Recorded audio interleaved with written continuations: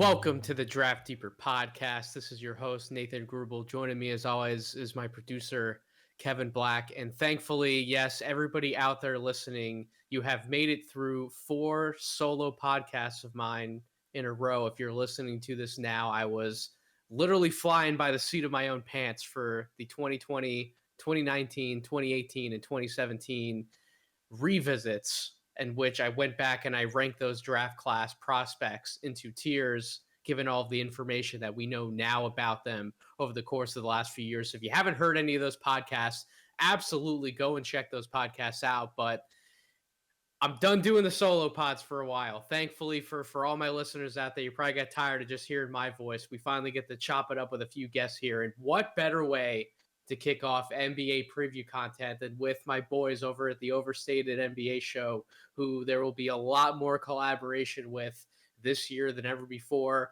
We don't have Steve with us. Steve is almost never here for any of these podcasts, but we also record at off hours because we got to try to cram in as much content with some of these guys as possible. But we do have Brett Usher and Jacob Birkinshaw back with us. Brett, I'll start with you.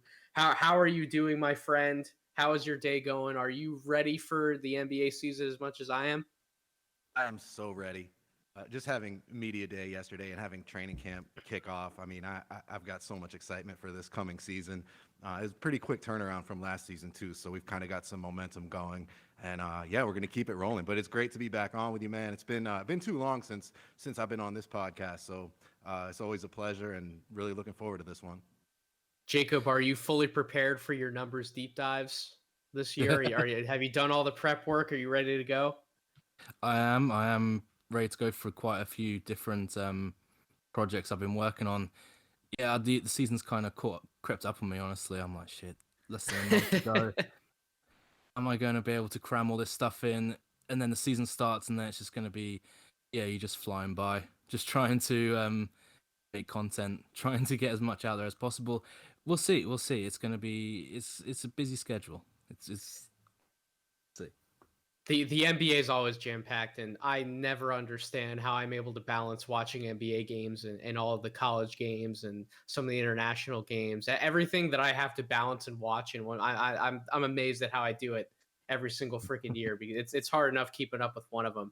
But with that being said, we're gonna hop right into, I guess, technically part 1 out of 3 of the NBA preview content that I'm going to be doing here on the podcast feed. So we're going to start today with the Eastern Conference. This is same thing that we did last year, except a new spin on it. So one thing I invented last year that I thought did really well was coming up with 30 questions for all 30 NBA teams. So one question per team. We're going to split it up, Eastern Conference on this podcast, and then we're going to have part 2 be for the Western Conference. But last year, I came up with literally all 30 questions, and we kind of just had a roundtable discussion. I brought these guys in, we answered them, and we gave our thoughts overall on expectations that we have for each NBA team. Doing it a little different, throwing a new wrinkle in there. We each have a division per conference that we essentially gave ourselves 5 teams that we came up questions with. And I think that that's going to be a much more fun way to do this, because not every question is going to be specifically from my perspective only. I know Brett has a lot of different NBA takes at different points throughout the season than I have, and Jacob, and vice versa. So I think it's going to be really interesting to mix our personalities and our interests with these teams and a little bit into the questions. So Brett has the Atlantic Division, Jacob has the Central Division, and then I took the Southeast Division. So we're going to start in the Atlantic. Brett, I don't know what order specifically you have your questions in for the teams, but it's whatever order we're going to tackle this, whatever order you guys have the questions in. So we'll start out with the Atlantic. Brett, who is the first team that we're going to be talking about, and what is your question? Let's go with the Boston Celtics to kick things off here. That is my original home team, being from the area, born and raised. And my question is going to be, can Jason Tatum be an MVP candidate? Interesting question. So that would require A, the Celtics having one of the top records in the Eastern Conference, and B, Jason Tatum taking a slight jump from where he was at last year, about like 26.4 points per game, but had really good shooting splits. Jacob, what do you think about that? Do you think Jason Tatum could be an MVP candidate? Uh, I do think he can, but that's in the same way that Chris Paul ended up an MVP candidate this year. You know, like some guys that we don't really consider as the very best players end up in those candidates. So yeah, I totally see it being a possibility that Jason Tatum does if the Celtics are, if they're the second seed, the third seed, and it's, quite clear that Tatum's the driving force behind that, certainly offensively at least, because this team should be pretty good defensively, so that bodes well for them. They really need the Jays to kind of take the next step for them offensively. I think he can, but I don't really see him winning it just because of how entrenched. Like if Kevin Durant has a great season, that's a narrative people will latch onto. If Giannis comes storming back, if Jokic plays even better next season, then the argument is, well, we gave it to him when he played worse. Do we give it to him now? Like I think there are a lot of stronger candidates, but I do think Tatum should be considered as, a potential MVP candidate. So there may be stronger candidates by resume going back to last season. However, one thing that Jason Tatum could have in his favor, and I'll be curious to get Brett's answer on this, considering he crafted the question, but Jason Tatum could have a narrative side to winning this award. And narrative is always one of the most important factors when we talk about media voting for the MVP award, along with all of the other awards, of course, that they vote for throughout the NBA season.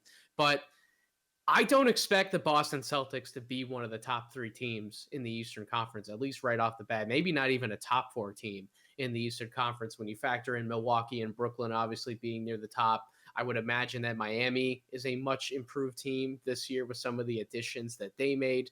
And then you really get into the thick of what's going to happen with the Philadelphia 76ers.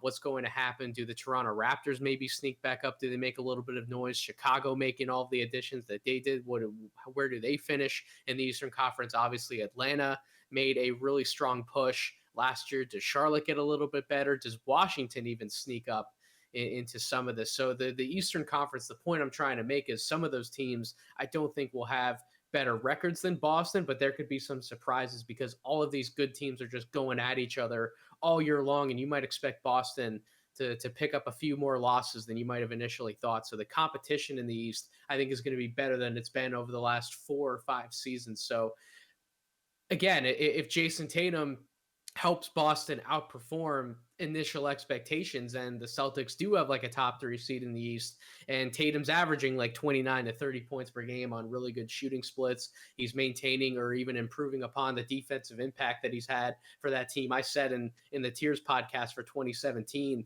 that I released, I think that Tatum is one of the most underrated two-way wings we have in the entire NBA period. So I do think there is a little bit of a narrative there where he could push on that and potentially win the award. So, Brett, where do you see Boston finishing in the Eastern Conference? What's your rough picture for that look like right now?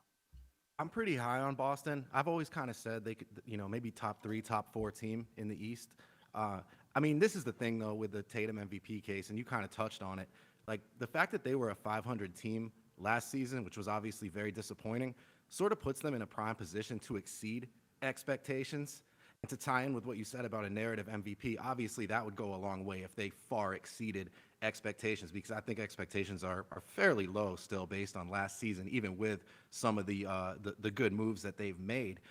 And then, like the thing about Tatum, I mean, I think we can all probably agree on this. Like he's primed for a jump, okay?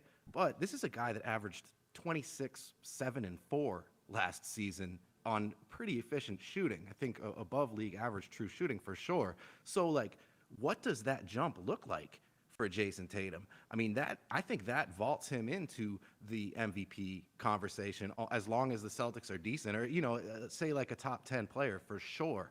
If he makes any kind of significant jump, which seems to be the expectation, it's almost like people were kind of said he had a down year, and it's like, man, for like a age 22, 23 season to put up those kind of numbers is pretty insane. So I think like the things working in his favor as far as a potential MVP case would be Boston far exceeding expectations and him making a jump. And if he makes a jump, all of a sudden he's, I mean, maybe even like a top 8 player.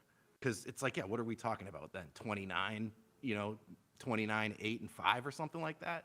So, yeah, and I think I am higher on the Celtics than most people for a number of reasons that we can definitely get into. But, I think he can be an MVP candidate. And maybe I should have specified when I asked the question, but I would consider that like a top 5, like a legit top 5 guy for MVP voting, somebody who gets some votes, somebody who's in the top 5. Like that's probably how I would define an MVP candidate. So I think he can be in that conversation. So I guess, and I do want to get into the Celtics a little bit, Brett. So I guess my main question, so if the Boston Celtics are going to outperform expectations, and Jason Tatum does have, it means that he needs to have the right pieces around him within the lineup, particularly in the starting lineup. When you talk about starting out games and then ultimately closing games, that lineup's probably going to be the same. But what does that lineup actually look like? So if you just go on like in ESPN.com, for example, they're going to roughly mock the starting lineup as Schroeder, Smart, Brown, Tatum, and Horford. Is that the best starting and closing lineup for Boston? Like, is Josh Richardson definitely a good option to have off the bench? Could he maybe work himself into the starting lineup? Does I guess my bigger question would be at the center spot. I don't know if Al Horford is who you want starting at the center position. He's the veteran. He probably has reign over that starting spot when you factor in the locker room perspective. But is Robert Williams III poised for a very strong breakout season? I think all of us would agree that he is definitely a breakout candidate, and certainly by advanced metrics, a lot of the synergy profiles in a more limited role, he actually had a terrific year last year. So, Brett, what does your starting lineup for Boston look like? Is it kind of what it's mocked out to be right now, or do you have any other ideas for that starting unit? No, I don't think I would. I don't really see Schroeder or Horford starting for this team. I think it's going to be Marcus Smart at point guard. I think Josh Richardson makes sense at the 2. Then you have Jalen and Jason, and then I think Time Lord's going to be the starting center. I mean, that could go either way between him and Horford. I think there's arguments for both in that role, but just when you consider the trajectories that they're on, you ask the question, how much does Horford have left to give? I think he's going to be a valuable addition to this team, but I'm not sure he's a guy you want playing starters minutes or even being in that starting role, because I do think the Time Lord makes a little bit more sense with the rest of this lineup and sort of the identity that I see them as trying to establish this season. I think those defensive bookends of Marcus Smart and Robert Williams in that starting lineup pretty much ensure that they're going to have one of the better defenses in the league. Obviously, the Jays can play some defense, and Josh Richardson can too, at least in theory. So I think that's going to be their identity. Obviously, they're going to have some potent offensive weapons as they have the past few seasons. But I think defense is going to be their real calling card. And I think you're going to see Marcus Smart and the Time Lord in the starting lineup. That would align with that at least. Jacob, you're the numbers guy, and I know for a fact that Al Horford had a horrific year last year, at least in my opinion, compared to what we've really known. And that kind of goes back a little bit to him not mixing in and fitting properly in Philadelphia as well. I don't know if he can reclaim what he once was in Boston to hang on to a starting role this year. What do you think the starting lineup should be for the Celtics, Jacob? I would probably slide similarly to Brett. Like I could see a world where Al Horford nominally starts at the 4 with Robert Williams at the 5. But I'm not sure, because we do see this quite a lot, I think, with these older players that get marginalized on poorer teams. We see them in a good system, in a good role on a good team. We do see them have a bit of a bounce back. It's rarely to the level they were before, but that's why they're old veterans now. They're way past their prime, like Al Horford is, but can still probably provide some good value. I wouldn't be shocked if he started at the 4, but I would probably, like Brett said, slide Marcus Smart to the 1, Josh Richardson into the starting lineup at the 2, keep the Jays the same, and then start Time Lord at the 5. I do think there's a lot of defense there, and I think it's kind of similarly built to what we see with some teams. We have, we forego that offensive skill set by having these do-it-all wings, and Robert Williams is quite a good passer of the ball as well, and Marcus Smart is as well. He's quite a good playmaker for how limited he is offensively. And obviously, Jason Tatum, we hope, has this kind of playmaking growth still to come. And Jaylen Brown took some quite good jumps in that department last season. I know you've been quite high on Jaylen Brown's kind of creation ability in the past. I've been less so, but he's definitely impressed me. And if they kind of more run point guard by committee almost, or playmaking duties by committee, I do think that starting lineup is good enough to take this team. Honestly, in the regular season, I think they could easily be a top 4 seed. I think they could be a top 3 seed in the regular season. Because I don't think teams like Miami are going to try as hard. They're a bit older. I could see them easily just being like, yeah, we're fine in the 4th or the 5th seed, just sliding in to, play Atlanta in the first round. We think we got their number. I see a team like Boston being more desperate to make a jump again after a disappointing last season. I guess my last question would be, does this team have enough shooting as constructed? Because Jason Tatum and Jaylen Brown have that market cornered. Marcus Smart has always been a questionable three-point shooter. Same in a lot of respects with Dennis Schroeder. Josh Richardson's three-point shot, ever since he left Miami, has fallen off of a cliff. You're really putting a lot of scoring responsibility, at least in terms of perimeter shooting, on the shoulders of Jason Tatum, Jaylen Brown, and then Peyton Pritchard. Is Nesmith going to be a much more consistent part of the rotation this year? Can he make a jump? Can Romeo Langford make a jump from the wing spot as well off the bench, add a little more shooting? Do any of the other big men offer the ability to stretch the floor? Brett, do you think this team has enough shooting as constructed, enough offense to properly complement the defense and really bring that two-way value to what you would expect from a top 3 or top 4 team in the conference? Yeah, it's tough to say. I mean, I think we could see a tiny bit of regression from Jaylen. He ended up being about a 40% three-point shooter last season, which is obviously great, but I know he was red hot to start the season, sort of in the first half of the season, and then he kind of fell off, and it ended up being still close to 40%. But I could see a little bit of regression from him. I'm not quite sold on him as like an elite shooter yet at this point, but at the same time, I could see Jason Tatum taking a little bit of a jump and maybe getting in above 40%, because we all know about the degree of difficulty of a lot of the shots he was shooting last season. And I think he still finished about 38, 39% on threes on a pretty high volume. So it wouldn't surprise me to see him get above 40%. So I think that sort of evens out to last year. One thing that I wouldn't underestimate is Al Horford, excuse me, I can't talk right now, and his ability to stretch the floor from the 5 spot. He shot about 37% from 3 last season. So while his game is definitely declining, he can't do everything that he used to be able to do. He's still a very legitimate floor spacer from the center position. And I think that's going to add a lot of value to this team. Beyond that, you're looking at Aaron Nesmith, and it's like, how much can he offer? He looked great in summer league. All indications are that he's going to have a pretty big role this season. And obviously, three-point shooting is his specialty, and that's kind of what this team has needed for the longest time, it feels like. So I think he's going to get there eventually, where he's a high-level contributor as a three-point specialist that can do a little bit else too. But it's just a question of whether or not he gets there this season in his second season. And that's just hard to answer. So that's sort of a wild card, I think, for this team, where if he can step in and really provide some spacing, that could be a legitimate boost for this team and their outlook. But yeah, I think you always need more shooting, unless you're maybe a team like the Jazz or something. You can always use more shooting. So that's the case with this team. Do they have enough? I'd like to think so, but it's kind of close. It really does feel like it could go either way in that respect. Jacob, any parting thoughts on the Boston Celtics offensive construction before we move on to the next team? No, I think Brett hit on everything. I mean, everyone wants more shooting. That's a given at this point. But yeah, I think they could have struggles, but I do see them pulling out. I mean, the head coach is still he's got a lot of kind of goodwill, but is still an unknown in this role. So that's another X factor that we just don't know how it's A lot gonna of how he's gonna Spurs, a run lot it. of Spurs experience with Ime Udoka though. He spent a long time under Greg Popovich, and then he was also with Philadelphia and then the Nets. So I he's can't got a lot. believe he hasn't been a head coach before now.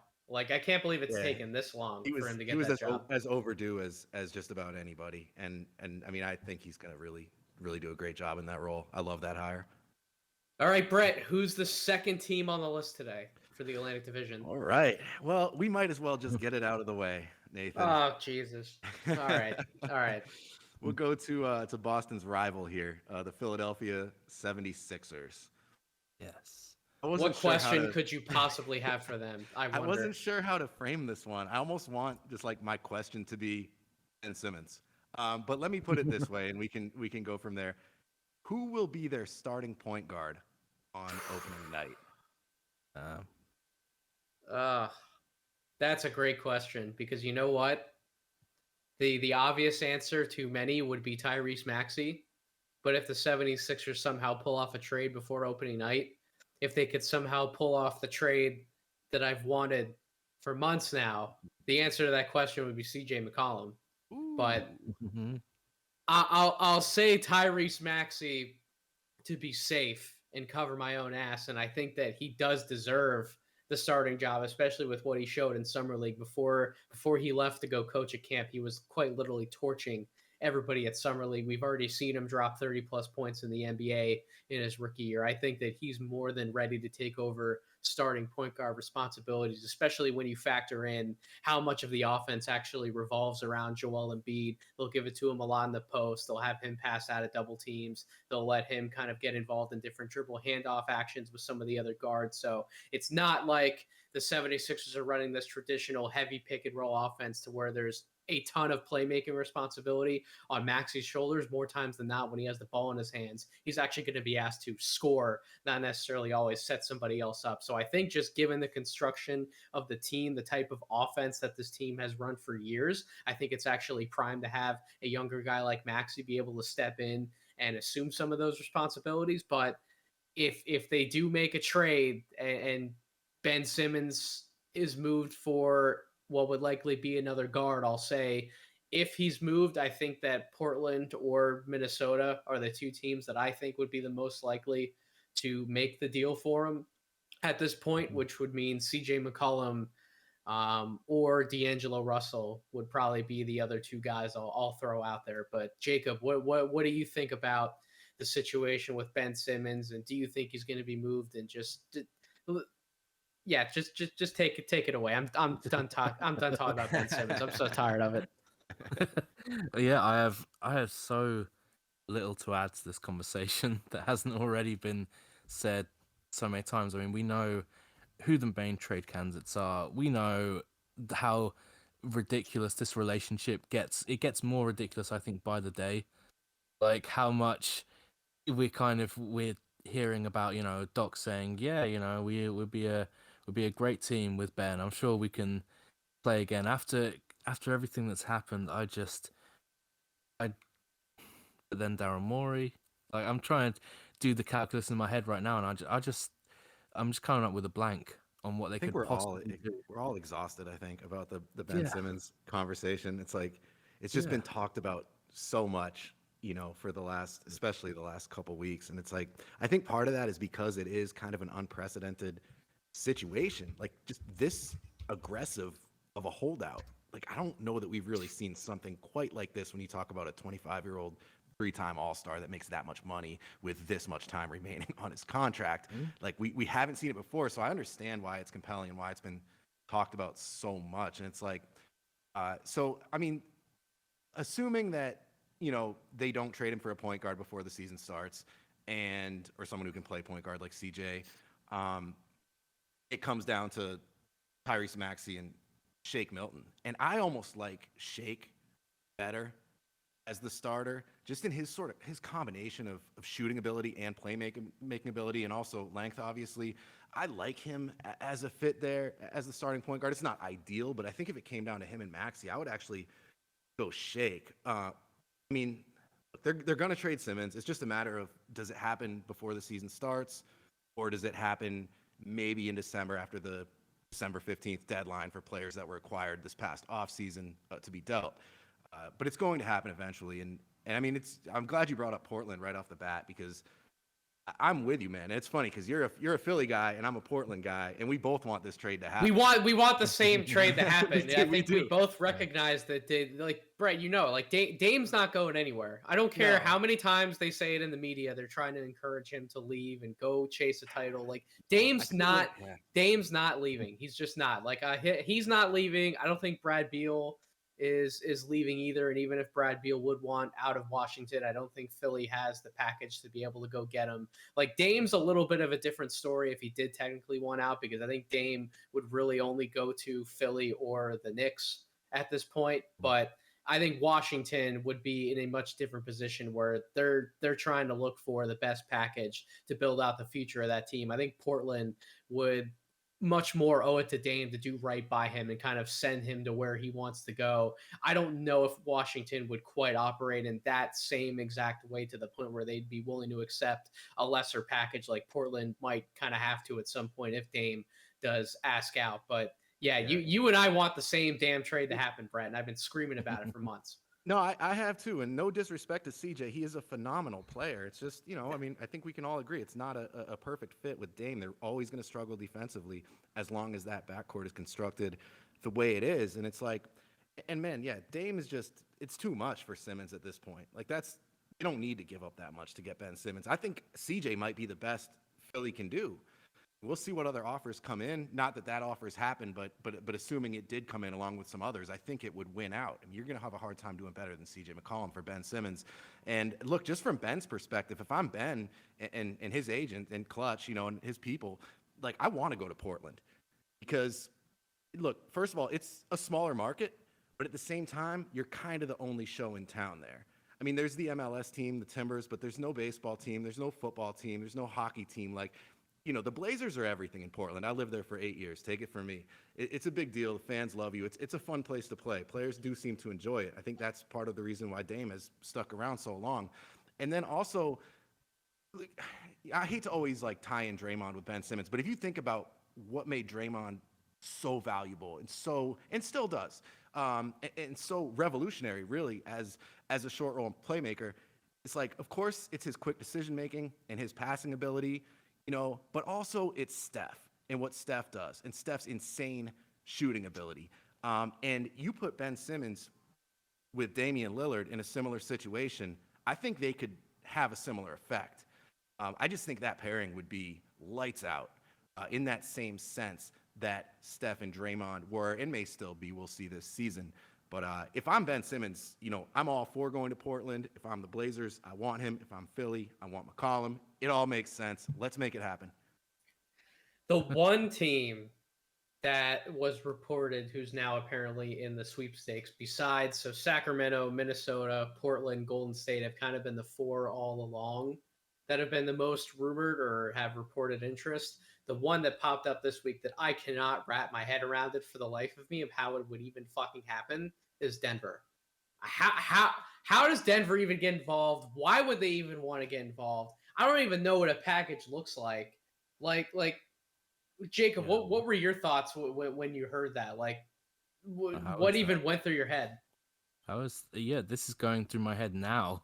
The first time, my thought is like, you hadn't heard this?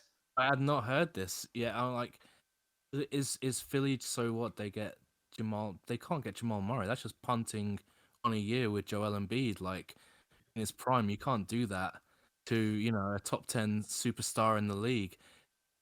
What do they take? Michael Porter Jr. Did Denver give up Michael Porter Jr. for Ben Simmons? I don't know. Well, so I believe Porter Jr. just signed his fancy 5-year, $207 million contract. If I'm correct, I think he just got extended. So he would probably be the centerpiece of the deal along with so maybe like JaMychal Green or somebody like that, another like $8 million to throw in there and kind of make the money work with Ben's contract. But like, if you're Denver, why do you do that? Like, you're gonna give up your one of your best perimeter shooters to throw in Ben Simmons. You're gonna have what? Jokic, Ben Simmons, Aaron Gordon, and like players X and Y who can maybe shoot until Jamal Murray comes back. Like, that makes absolutely no sense for the Denver Nuggets. Like, I don't even know how they got in the conversation. It would have to be Murray. I mean, I think that's the only way that I can see it happening, just between the money and the fit and everything. I don't think they would ever do MPJ for Simmons. And I think the only reason that maybe they'd consider doing Murray is because he's injured and because they think that could cost them a chance to win a title this year. And if they could get a guy like Simmons, I think I don't want to say maybe arguably a better fit in that starting five, maybe. Assuming MPJ takes the jump, I think we all expect him to take to where he's like a bona fide star. Maybe then you're getting enough shooting and offense out of MPJ and Jokic and some of the other guys to where Ben makes a lot of sense as a fit. And then also he puts you probably at the top of the Western Conference for this season, or, up in that top 3 anyway, for sure. You get a good seed. You go from there. I don't see it happening. I don't really.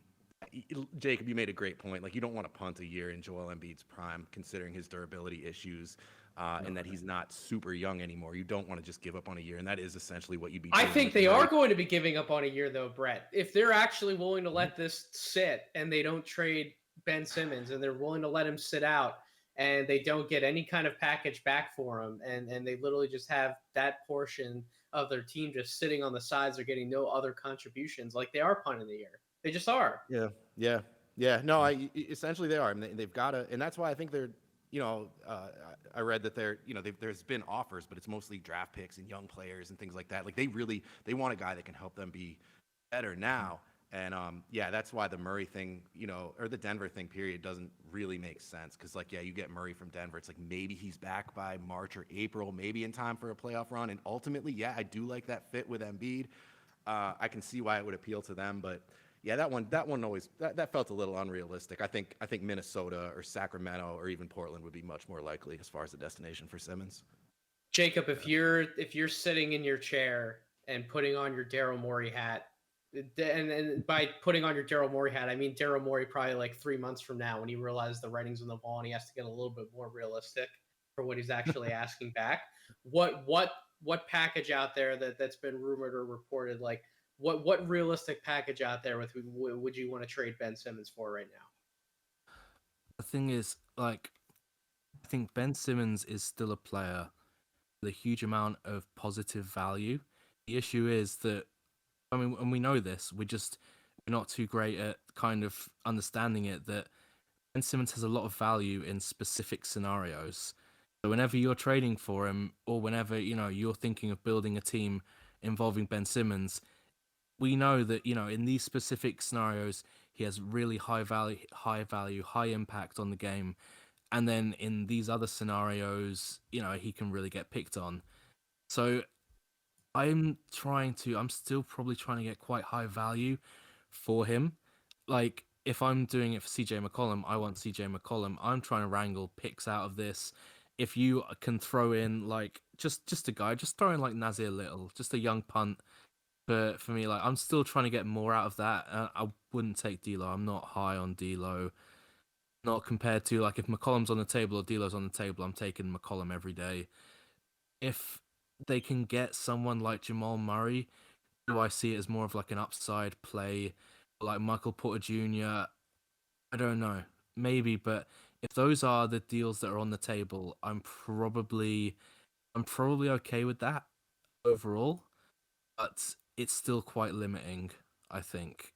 But, Philly are in quite a limited situation. They literally, under like Elton Brand, they traded their entire asset base for this run at the title in 2019.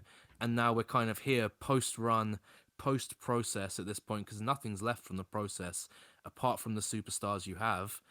You're just going for it now. You're in this kind of stasis as like a contender. You have to make contender moves. Everyone knows that.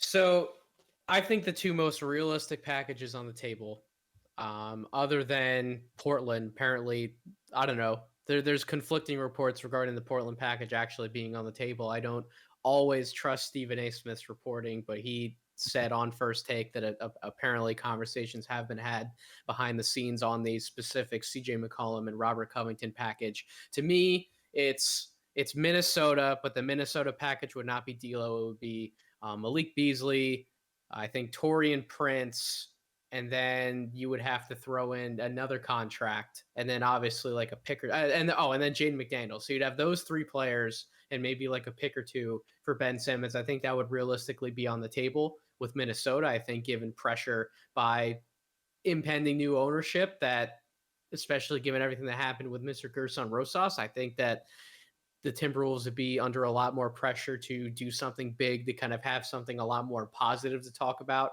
than a lot of what's happened over the last, I guess, week and a half. I could see that deal happening. And then the other one would be if Sacramento's interest is real in Ben Simmons and they're willing to do a 1-for-1 swap, Ben Simmons and De'Aaron Fox. I think those are probably the two trades that are on the table, and really either one. I know that Brett, I'll kick this over to you in a second. I know that a lot of people are high on De'Aaron Fox, and I would still include myself in that conversation. But I don't think De'Aaron Fox. I don't think he helps them get anywhere close to winning a title this year, anywhere closer. Like I think no matter what package you're looking at, they're likely punting on the year regardless. I don't see Philadelphia being in the Milwaukee Brooklyn conversation to come out of the East. I guess the CJ and Rocco deal, in my opinion, would probably put them the closest because I'm just that high on CJ McCollum. I think the De'Aaron Fox swap would be great, next year or 2 years down the road. I think once he's able to get more chemistry with Joel Embiid, he gets more familiar with playoff experience in higher leverage situations. I think that becomes a valuable asset and probably the best long-term package that could technically be on the table. But in the short term, I don't see any of these packages moving the needle in the slightest for Philly. And I think regardless, I think this year they're just punting on the year. I like D'Lo to fit with Embiid and with that Sixers team. I think that could work. I think his greatest flaw really is his defense, and I think Philly with Embiid and guys like Thibault, have the pieces to sort of cover for a lot of his mistakes. But I just think his shooting ability, his playmaking ability, his length, I wouldn't be mad at D'Lo as a fit there.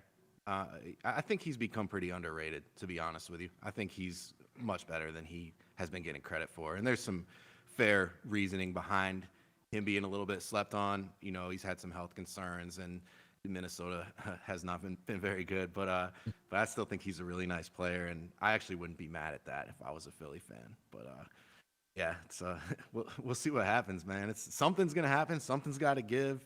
I hope it happens sooner than later, so we can kind of all just move on. But until you're telling then, me, man, you're right? telling me, like, I'm so sick of this crap. But I feel you. we will move on because I'm sick of talking about Ben Simmons. I hope this is one of the last times I'm talking about Ben Simmons in this regard. But Brett, let's move on. Who's next on the list for the Atlantic Division?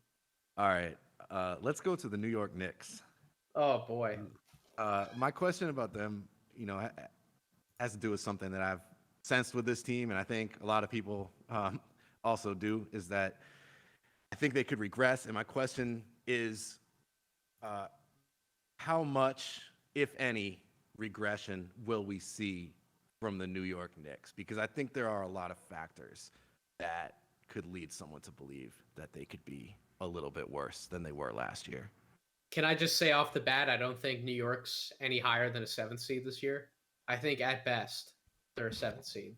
That's my personal opinion. And even the 7th seed is a little bit of a stretch. We've already outlined Brooklyn and Milwaukee. We just talked about Philly. The Philly will still likely be a playoff team, I think, regardless of what happens. Maybe they end up in the play-in tournament, they regress and take a slide, but I think they'll at least be somewhere in like the 7 through 10 range for sure.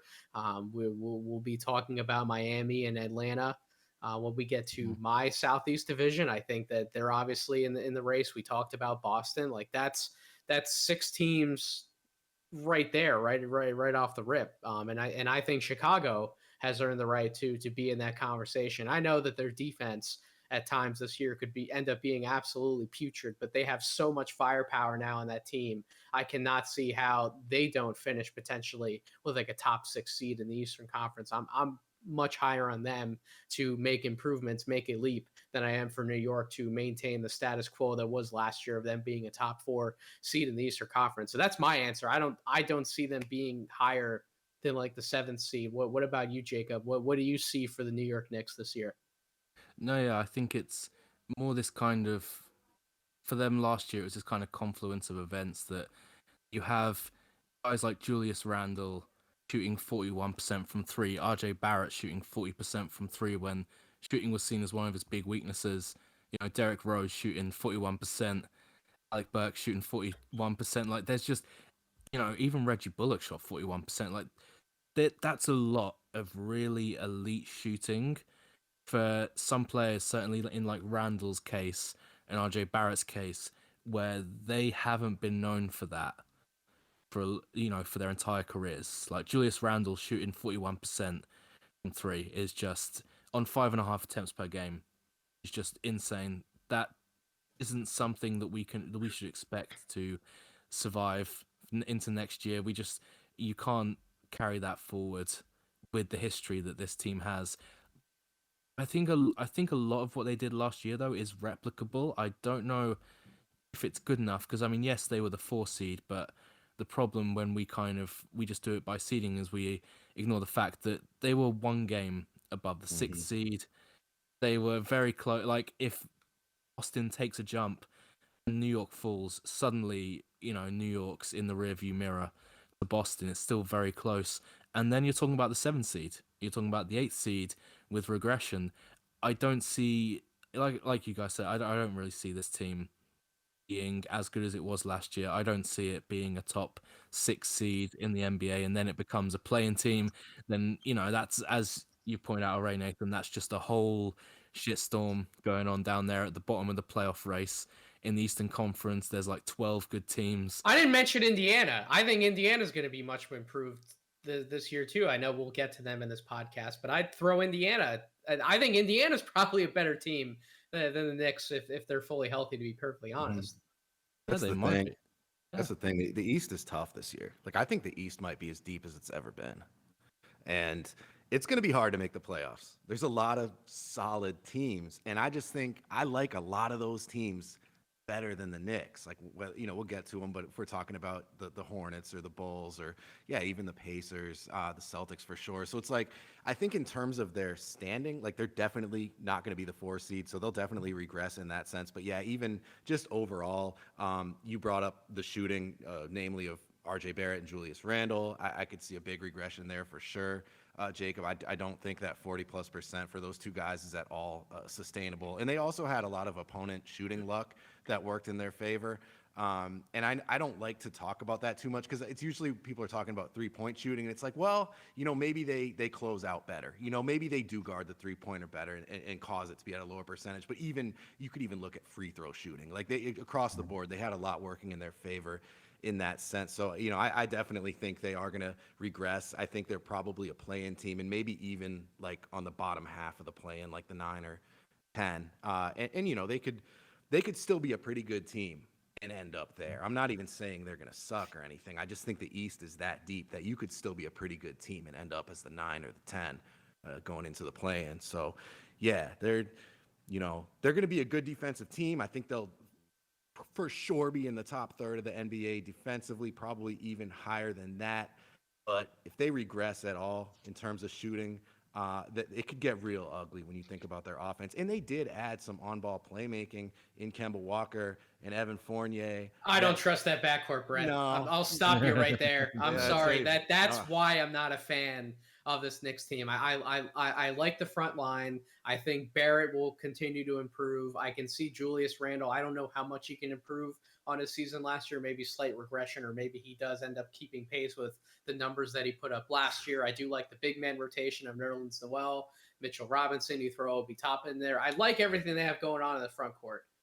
I hate what they have going on right now in the backcourt. That's not because I don't think Kemba Walker is a good basketball player when he's healthy.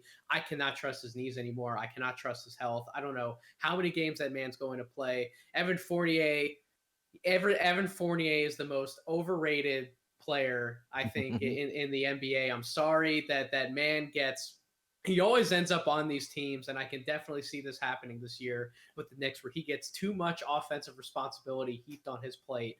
When you ask him to take more than like 6 or 7 shots a game, he just falls apart. The efficiency's not there, especially late in games. He is not a big-time shot maker. So You're asking what? You're asking Alec Burks to once again be that guy to break the glass in case of emergency, and you're asking Derrick Rose to put up like 25 plus points per game again in some of these bigger games. So like I don't see it with the backcourt. I don't No. see I just don't see it. I'm sorry.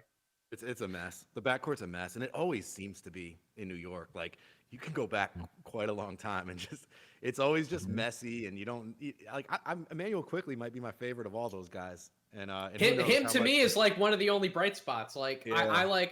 I do like Quentin Grimes as well. I think Quentin Grimes is going to be one of the best shooters, if not, I think he's actually going to be the best shooter out of the 2021 draft class. But how many minutes does he actually get? Can Miles McBride earn any time on the court? What does the expanded role look like for Emmanuel Quickly? Like, we don't know the answers to those questions, and we know how Tibbs is with the younger guys, especially since now they brought in Kemba and Evan Fournier. Like, we know those guys are just going to eat up the minutes, no matter how much New York Knicks fans scream at Tibbs to play the younger guys and just get different looks with different rotations. Like, it's not going to happen. We know how this story ends.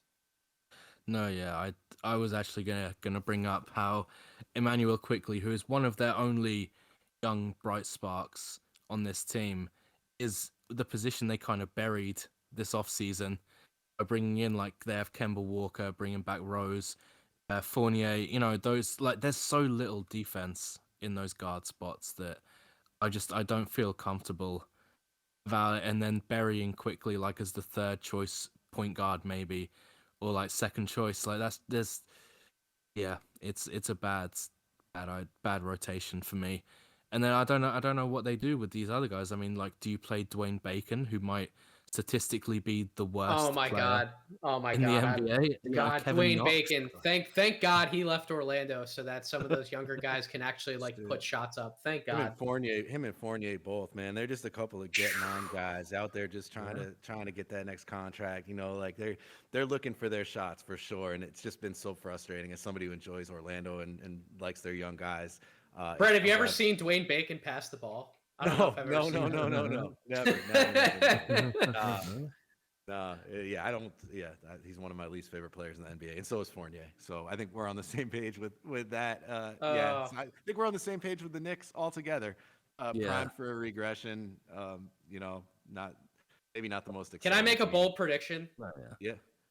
One of New York or Philly is not making the top 8 in the Eastern Conference. That's my bold prediction. One of the two. Ooh, yeah. Those are definitely the two regression teams for sure. Like I could see that. Obviously, I think New York's probably the more likely to fall out of the top 8 just because Philly has Embiid. But shit, if Embiid gets hurt, God forbid, and if they trade Simmons and Embiid gets hurt, then Philly's looking at a lottery pick. Because Simmons always kept them afloat. When Embiid would go down, Simmons would keep them afloat above 500 anyway. Then you're asking Tobias Harris to keep them in the top 8, and I like Tobias Harris, but God bless Philadelphia if that's what has to happen. So, all right, Brett, who's next? We only got 2 teams left in the division. Yeah, we'll keep it moving here. Let's go to the Toronto Raptors. Yes. Yeah. To what degree will they, and to what degree should they embrace small ball? Because I think they've got the personnel to do it if they want to. When you look it was under my impression that they're only going to play small ball, unless I'm mistaken. I think the tallest guy is 6'9" on the team. Yeah, and it's like exactly like I don't know. I heard maybe Kem Birch is starting. He's not a small ball type of player, but he's also not that tall physically. So I get maybe he would qualify. But I'm just wondering, like, to what degree? Because, like, I know we're going to see a lot of center minutes from Precious Achiuwa and Chris Boucher, and I think they definitely fit small ball, both in stature and in style of play, versatility, all that. But it's like, are we going to see some of those OG or Siakam at center lineups just super small when you run out all those 6'7", 6'8", 6'9" guys that you have? Just because it's interesting right now in the NBA, it seems like, especially with the better teams, everybody's kind of trending big, and I think a lot of that maybe started with the Lakers winning the title. But when you just look at Jokic, Embiid, and then the Lakers, and the Jazz, like everybody's kind of trending big. It feels like, and I just wonder if the Raptors could sort of zig while everyone else is zagging and just say, hey, we're going small ball, we're going to be disruptive, we're going to cause some problems.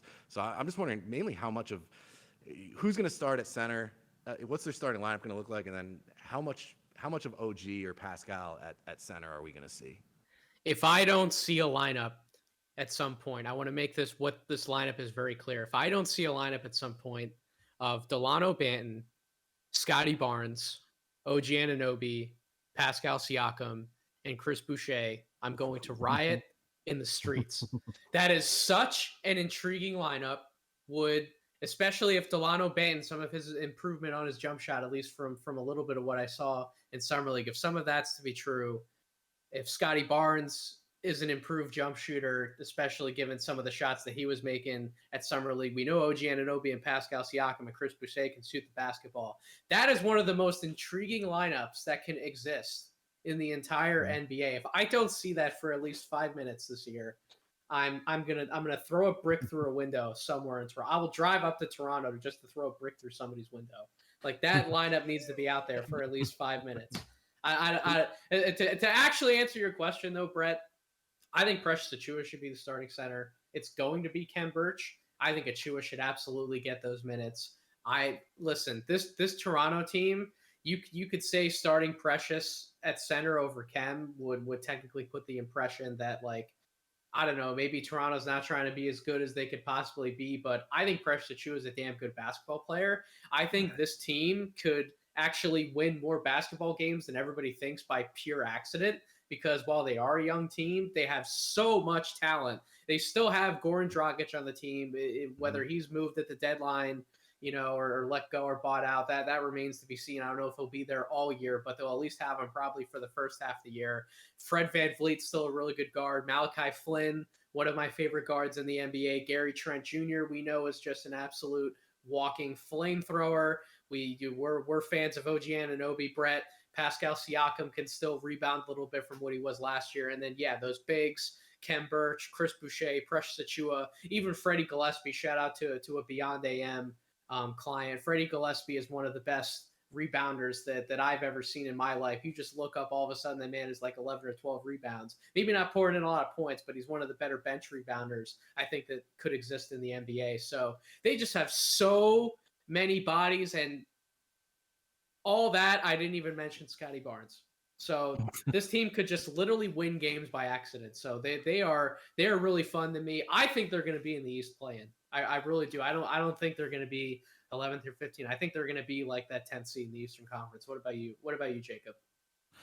I think they could be higher than the 10th seed, honestly. Woo! I mean, there we go. I do. Like I've been quite big because last year they had a very bad record. I can't remember what it translated to in per 82 games. It was like 30 wins, something like that, like 31 wins over an 82 game season last year.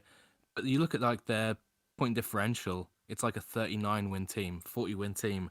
They were basically average, and they just had incredibly bad luck over 82 games. Like, this team is closer, for me, it's closer to being like an average team in the East last year. And if they can then add Scotty Barnes, if he is the real deal, and this team, like Precious Achiuwa, I agree with you. Like, everything I've seen from Precious Achiuwa tells me that he has real potential as like a screen and roll big, like a small ball screen and roll big in the modern NBA. I don't know, can we really call it small ball if like the smallest guy on the floor for Toronto at any one moment is like 6'7"? You know what I mean? Like, if they run It's out insane. if they run out like Scotty Barnes and OG and Pascal and like Precious and Chris Boucher or something like that, like, OG's the little guy at 6'7". Like, just because they don't have anyone over 6'10", it's just like, I don't really know what you could call that, because it's definitely not small.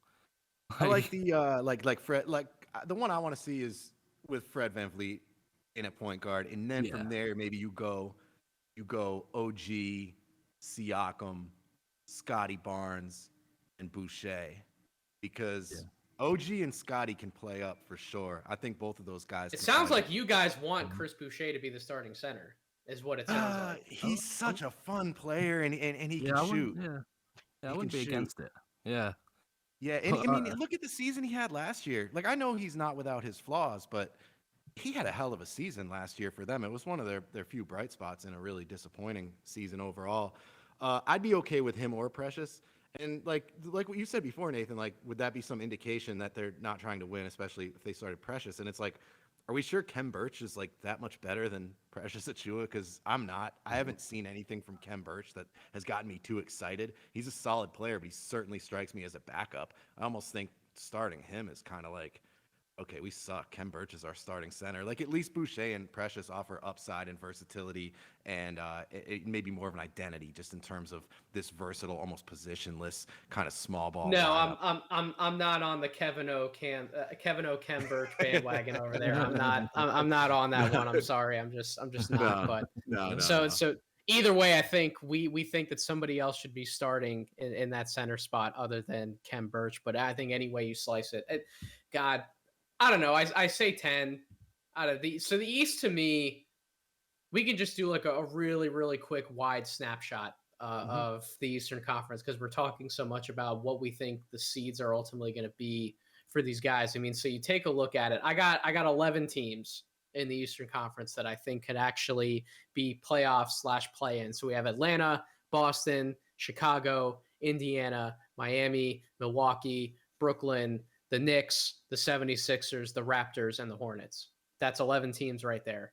I don't know who gets bumped out because it's like, yeah, Charlotte might be my 11th team, but Charlotte could end up being better than Toronto, and Philly could have injuries and make trades, and they could bottom out of the whole thing. We all think the New York Knicks backcourt's an absolute tire fire. Like I don't know what's gonna happen in the Eastern Conference. Somebody's going to get hurt. I mean, that might be what decides it. And, you know, we hate that happens, but it happens every year. And at least one of these teams is going to suffer a major injury. And I think that might end up being the team that gets bumped because it really is. Those 11 teams you named, it's very competitive in there. Who are the ones you excluded? Washington, Cleveland, Orlando, Detroit? Yep. Yeah. So I mean, the 11 above them that gets real competitive there. Even Washington could be in there. Washington could make the freaking playoffs.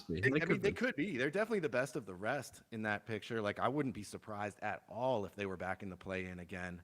So yeah, the East is tough. It's deep. Like I said before, I think it's as deep as it's ever been. So it's like there's going to be some pretty good teams. Toronto could be pretty damn good and still be like the 10. But I'm kind of on the same page with you guys. I think they're going to exceed expectations, maybe by a lot. I think there's a lot working in their favor this year, and I think people have forgotten how good they were not that long ago, and how much of that team does remain, and just how much linear improvement we're going to see from some of the holdover guys on that team, namely OG Anunoby. I'm pretty high on the Raps. They're definitely going to be at the top of my league pass standings. Watchability rankings, however you want to put it. No, they're not. No, they're not. The Oklahoma City Thunder are going to be at the top of that. Stop it. Stop lying to the public. Yeah. All right. Let's close out this division with the most obvious title contender. What is our question regarding the Brooklyn Nets, Brett? I wanted to ask about their health because I do think that's going to be like the biggest determining factor probably for them when you consider that their three superstars only averaged, I think, 41 games played last season together. But at the same time, like you just can't predict health. It's like, do you think they're going to get injured? Like, who knows? You know? So I'm going to ask a little bit more of a specific, bit more of a niche question here. And it's kind of general too, but how big of a role will Nick Claxton have on this team? Because I love Nick Claxton. He's one of my favorite players. I think he's an awesome talent. And I'm just like, is this like a 28, 30-minute a game guy for this team? I sure hope so. If they want to win games, I sure hope so. Oh, yeah.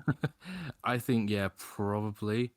Because we look at guys like, you know, Blake's the wrong side of 30. LaMarcus Aldridge and Paul Millsap are like the wrong side of 35. So I do see Nick Claxton getting quite a bit of rope in that front court, even though that front court is pretty, like, deep. Like, not necessarily deep as in good, but it's quite cluttered. It's like, you throw in, like, Aldridge, Blake, and Millsap, like, yeah, they're all names. We know all those players, but, you know, they were good 5 years ago. So we'll see if they can actually do anything in the regular season, or if Nick Claxton does take that center spot. I do think he probably does, honestly, but there's a lot we don't know about this team in terms of, because their backcourt, their wing side, that's pretty embedded at this point. We know that. In the front court, less so. So I don't think that all four of those guys in the Brooklyn front court are going to be there by the time we get to the playoffs. I think one of them is going to get moved, cut, etc. Because I think that Brooklyn will definitely be in the buy it out market at some point. Mhm. Once we get past the trade deadline, they will look to improve this team in some form or fashion, and I think they're going to look at this front court as they have too much of the same thing. And that's why I Mhm. think they were comfortable at least filling the roster spots with some of these guys now, because they know that it's an area where they can make a move at some point. If I had to take a guess as to who is not on this team after the buyout period, would probably be Paul Millsap. I don't think there's anything left in his tank. I think he's pretty much done at this point. Blake Griffin had a prominent role with Brooklyn Nets team last year. Everybody likes him in the locker room. I think LaMarcus Aldridge, as long as everything is okay with him medically, I think basketball wise, he still has enough left in the tank. I don't trust Paul Millsap at all. And Claxton should absolutely have a prominent role in the big man rotation because he's the only one of those guys who can actually guard somebody and protect the rim. So he damn well better have a good spot in the rotation if Brooklyn wants to keep winning. What about you, Brett? Since you asked the question, what do you think that all four of those guys are going to be there by the time we get to the playoffs? Or you see any movement? I mean, I could see them all being there. I don't know that they'll all have roles when you're talking about Millsap, Aldridge, and Griffin. Like maybe one of them is just too washed to be on an NBA court, but they keep them around, for leadership purposes, or maybe they're valuable in spots. But I think Claxton is just clearly the best big on that team, and Oh, absolutely. I just think his skill set, his athleticism, his ability to protect the rim, the vertical threat that he provides, all of these things. When you've got, I mean, you name it, but like James Harden, say, like to have a guy like that paired with James Harden, like we've obviously seen it in the past with Capella, and just how valuable a guy like that can be. And I mean, I think Claxton's got more talent than Capella even. I mean, I think I'm very high on that kid, and I'll tell you what, and we might not see it this season because that team is so stacked, but he's got a lot more to his game than he's shown us in the pros. He can shoot it a little bit. If you look at some of his G League three-point shooting numbers, he can handle the ball. He's a very versatile, fun player. And I think a few years down the road, we're really going to see that stuff start to manifest on the court. But right now, as it stands with this team, I think as just like a dive man in the pick and roll and a rim protector, he could be extremely valuable when you look at the attention that some of these other guys can draw, and also Harden's passing ability specifically. So I'm hoping that he is their starting center and that we see, 28, 30 minutes a game from him. Just roll with him. And yeah, that's going to mean one of those well-respected veterans isn't going to be able to play. But if anything, you want to save those guys for the playoffs, if you do consider them valuable. So I think Claxton, as a young guy and a very good player in his third year now, is someone they should lean on pretty heavily in the regular season. And I'm hoping they do. I think he should start. I don't think Yeah, he's going to start, but I think he should. I agree. I agree completely. Yeah. But other than that, I guess my question for Brooklyn, if I was going to ask one, would be: does Kyrie Irving retire? And I think that's an honest question at this point, just given everything going on. But I mean, like, shit, if he doesn't get vaccinated, and I don't want to make this podcast political because I get tired of talking about that stuff sometimes. But like when you think about that, he might not be available just because of that for 41 games out of the 82 game season, and then if they go to the playoffs and for whatever reason he still didn't get it, like what would be the point? Like I think that if he was really that gung ho about it, I think he probably would retire. That's been a rumor that's floated out there. I think it's likely that he gets the vaccine before opening night. None of this even happens, but like there is a possibility that very well could happen, and that would change the picture and the outlook for Brooklyn. Maybe not as much because Harden could very well carry every single responsibility in the backcourt, and the Nets Mhm. could still win a title without Kyrie. But it does change the picture at least a little bit. Is there any credence, guys, to any of that's been floated out there by the media? Am I just blowing smoke up everyone's ass in my own podcast? Is all this going to be taken care of by opening night? What do you think? I mean, it's quite an unprecedented situation. So I don't think anyone knows who, because yeah, like someone's got to blink on this. And the NBA's never had this type of situation, like basically a public health crisis, like in the NBA right now, where it's finally having to face up to, those deeper COVID issues. I honestly don't think anyone knows. I think that's probably, given the media picture of Kyrie, I would definitely not say it's impossible that he retires, but yeah, I don't think anyone knows. I don't think most of the people making the decisions in this know what's going to happen, honestly. Brett, you have anything else to throw in there about it? Yeah, I mean, just real quick, I did see a report today that there's an expectation that he will ultimately get vaccinated, and pressure from his friend and teammate Kevin Durant was cited as the reason behind that expectation. I don't know. I mean, shit, maybe he's already vaccinated and he just doesn't want to tell anybody because he thinks it's private, and then he comes out on opening night and plays and he's like, "Yeah, what? You just assumed. You shouldn't have assumed." Who knows? I wouldn't put it past Kyrie. I wouldn't put that past him either. He's like that too. Like he might have been vaccinated for all we know. And then no, and assuming he's not, I think the other thing to consider is that, I mean, fortunately right now cases are beginning to go down. Like it does appear that the Delta variant has peaked. Of course, I'm no expert. That's just what I've been reading the last couple weeks. Assuming cases do go down and we have seen the worst of it, do the mandates stay in place all the way to the playoffs? I don't know. Everyone's kind of assuming that they will, in which case, assuming he doesn't get vaccinated, he would have to miss half the season. But if those mandates were to be lifted at some point, he'd be okay. So it's hard to say.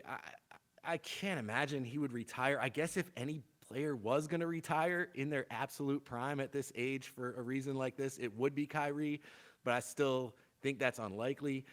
If he does refuse to get vaccinated and it does appear that the mandates are there to stay and that he will miss half the season, I think they have to look to trade him. I think they have no other choice, really. I mean, what are you going to do? But I think one way or another, whether it's, I think he will get vaccinated. I'm going to try to buy into that report today. But man, that's such a tough thing to talk about, and we'll just have to see. But I'm trying to be optimistic with it, and I think he'll be there for at least most of the season. So with that being said, we can close out the Atlantic Division. Jacob, the floor is yours, my friend. We now move to the Central Division. So who is the first team on your list? Boy, do you have some interesting teams in that group. I do. I chose this list of teams only because so I could talk about the Milwaukee Bucks. We gotta represent Steve. We gotta. And I'm gonna take them first. The defending champions can go first. I mean, a lot of these other teams are going to be sniffing around. I don't think any other team is guaranteed to make the playoffs in this division. So we'll start with the defending champions, the Milwaukee Bucks. My question is mostly around the new recruits, because I do think this starting five, like they've kept pretty much the whole starting five. Maybe PJ Tucker, you'd want to swap in and out there, but they're getting DiVincenzo back after the playoffs. It's quite big. They have Bobby Porter still, brought back George Hill, but then they've got players like Grayson Allen, Semi Ojeleye, guys like Rodney Hood. Obviously, they're bringing back Pat Connaughton. My question is, will these new recruits, so Semi Ojeleye, Grayson Allen, George Hill, and Rodney Hood, will they add positive value to the defending champions? Or are they, not just kind of placeholders on this team, and that minimum market where you think, oh, that's a name I recognize. Now he's going to be the 8th man on the defending champions. That's probably going to be pretty good. And then it turns out he was never an 8th man for a good reason. And you realize that the defending champion, there isn't as much depth as you initially thought there would be. That's kind of my question. Do these recruits have value? In the regular season, I guess so. When Bud's probably going to have a looser rotation, but as soon as it hits the playoffs and things get tight, I don't think any of those new recruits that you talked about are going to play unless somebody gets hurt. To be perfectly honest with you, if Dante DiVincenzo is fully healthy and ready to go, we talked about that's the starting five of Drew, Dante, Chris, Giannis, and then Brooke. And then we have the same bench through the last playoffs. We have George Hill, Pat Connaughton, and Bobby Portis. And that's probably the 8 that they're going to go with. If Dante gets hurt or Pat Connaughton gets hurt, I think Grayson Allen's probably the best out of that group at that point to step in and get some minutes. But other than that, I mean, I've never been a big Shemi Ojale fan really since he's been in the NBA. Who Lord only knows what you're going to get out of Rodney Hood. Is somebody like Jordan Nwora ready to step up? I have no idea. He's looked good in the very limited time that he's gotten on the court. A lot of it's just been garbage time minutes, but he has looked good when he's been out there. Yeah, Tremont Waters, I don't expect to see the court. So this is pretty much going to be quite literally the run it back team of the East. Let's see if you can beat us the same way that we were constructed last year. What about you, Brett? Yeah, I mean, I agree. They're going to be very similar in that they're not the deepest team. And, last year they proved that, you don't really need to go much deeper than 8 to have success. And in the playoffs, at least, I like Grayson Allen. I'm not sure he's not better than 35, 36-year-old George Hill and even Pat Connaughton. I think he could be, other than Portis, their best guy off the bench. I think he's a big upgrade over Bryn Forbes. If you look at him probably taking those Bryn Forbes minutes, just in that he can also shoot the ball. He's hovered right around 40% on threes the last 2 seasons, but he also brings a little bit of defense, a little bit of on-ball playmaking, a little bit of underrated athleticism too for Grayson Allen. The guy's going to play hard. I think he's a real nice player. I could see him as kind of like their 7th guy. I'm not even remotely excited about any of the other guys they brought in this offseason, but I do like Grayson Allen. I think he's going to help them. I think they're going to like him a lot. I think he's a nice player. Does Steve hate Grayson Allen? Do we know if that's confirmed? Does he hate him? Yes. I feel like Steve probably hates Grayson Allen. He does, but I think this time next year he will not. I think Grayson's going to grow on Steve, but as of right now, I'm 99% sure Steve hates him. If I was just gonna send a jersey to somebody just for shits and egos, I could definitely see myself sending Steve a Grayson Allen jersey. Make sure it's a Duke. Make sure it's a Duke jersey. That Duke Grayson Allen jersey. Steve, you have to wear this for the whole playoffs. We're forcing you to wear it. I would do something like that for sure. He just seems like somebody who Steve would hate to root for, but he kind of has to now. He could be an important contributor on the Bucks, but. Yeah, pretty much. I think they we got all Rod agree. Good too, man. They got all the Duke guys. Is there anything left in his tank? Can Rodney Hood play basketball at a high enough level anymore? Do we even know? Like, when was the last time we saw him in a meaningful role? What, like 2-3 years ago? Yeah, beginning of the season with Portland. I think that year he tore his Achilles, unfortunately, and he was playing pretty well. He was a starter, I believe. But yeah, that's a tough injury to bounce back from. I still remember when Zach Lowe could not stop talking about Rodney Hood when he was on the Jazz. Like, he was like Zach Lowe's favorite player to talk about. Like, all of his podcasts, he somehow found a way to bring him up. He was awesome on the Jazz. Yeah. I really liked him on that team. I had high hopes for him as well. And I don't know, if I were a Bucks fan, I'd be at least a little bit excited about Rodney Hood if he can get back to at least where he was pre-injury. Like, that's a really nice player. But yeah, I think the answer is we just don't know at this point. Jacob, who's next, man? Which team's next?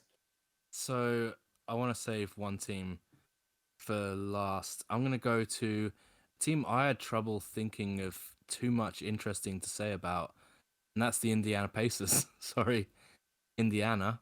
But yeah, this team, it feels like just a lot of parts to me. Like, it feels like, yes, they're okay. They have a lot of good players. I don't think they have a single all-star, maybe, Sabonis. I think he made the all-star game, but no one else is like really in that level. Do the Indiana Pacers, I'm not going to ask for specifics, but do they make a trade at some point this year to try to consolidate? Because they do have a lot of nice parts like Brogdon, LeVert, McConnell, Justin Holiday, TJ Warren, O'Shea Brissett, who's getting a lot of kind of hipster buzz, Sabonis, Miles Turner, Chris Duarte. They have a lot of good players. Torrey Craig, Isaiah Jackson. They have so many guys. Jeremy Lamb. Jeremy Lamb. This team is absolutely loaded. I love them.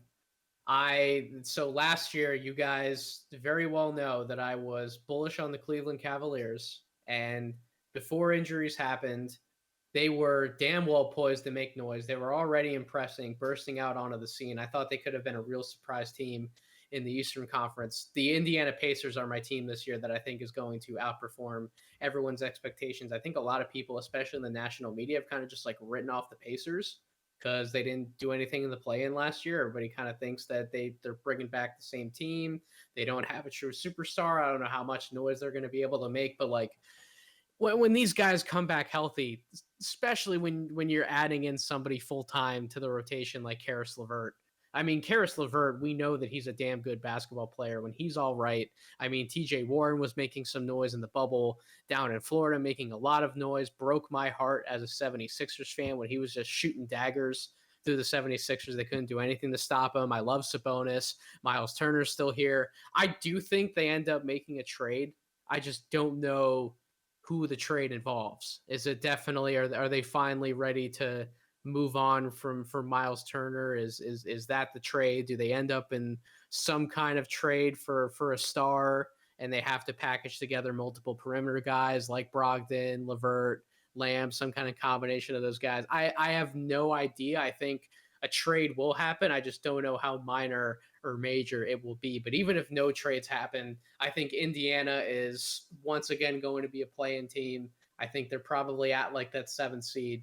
But to a lot of people, it sounds like nobody's talking about them. It sounds like everybody thinks that they could even be out of the play-in. I have no idea. But I think Indiana is going to be a damn good basketball team. They're going to win a lot of games that they probably shouldn't win because they have that much talent on the roster, even though it's not sexy.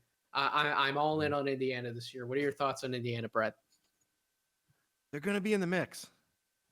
I don't know why I just have a hard time being excited about this team. And I think it's just because it's been, in a sense, the same for so long. I guess mostly just with Turner and Sabonis. It's like, do they break them up? I mean, to answer your question, Jacob, I do think there's going to be a trade. I think most likely it is one of those guys.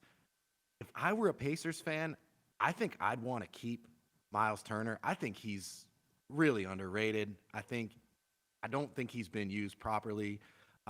He gets me a little more excited than Sabonis, to be honest. I might move Sabonis because I think you could probably get more for him, and I'd rather go ahead with Turner moving forward personally. But at the same time, I don't think they're going to trade Sabonis. Maybe Brogdon could be somebody that gets moved.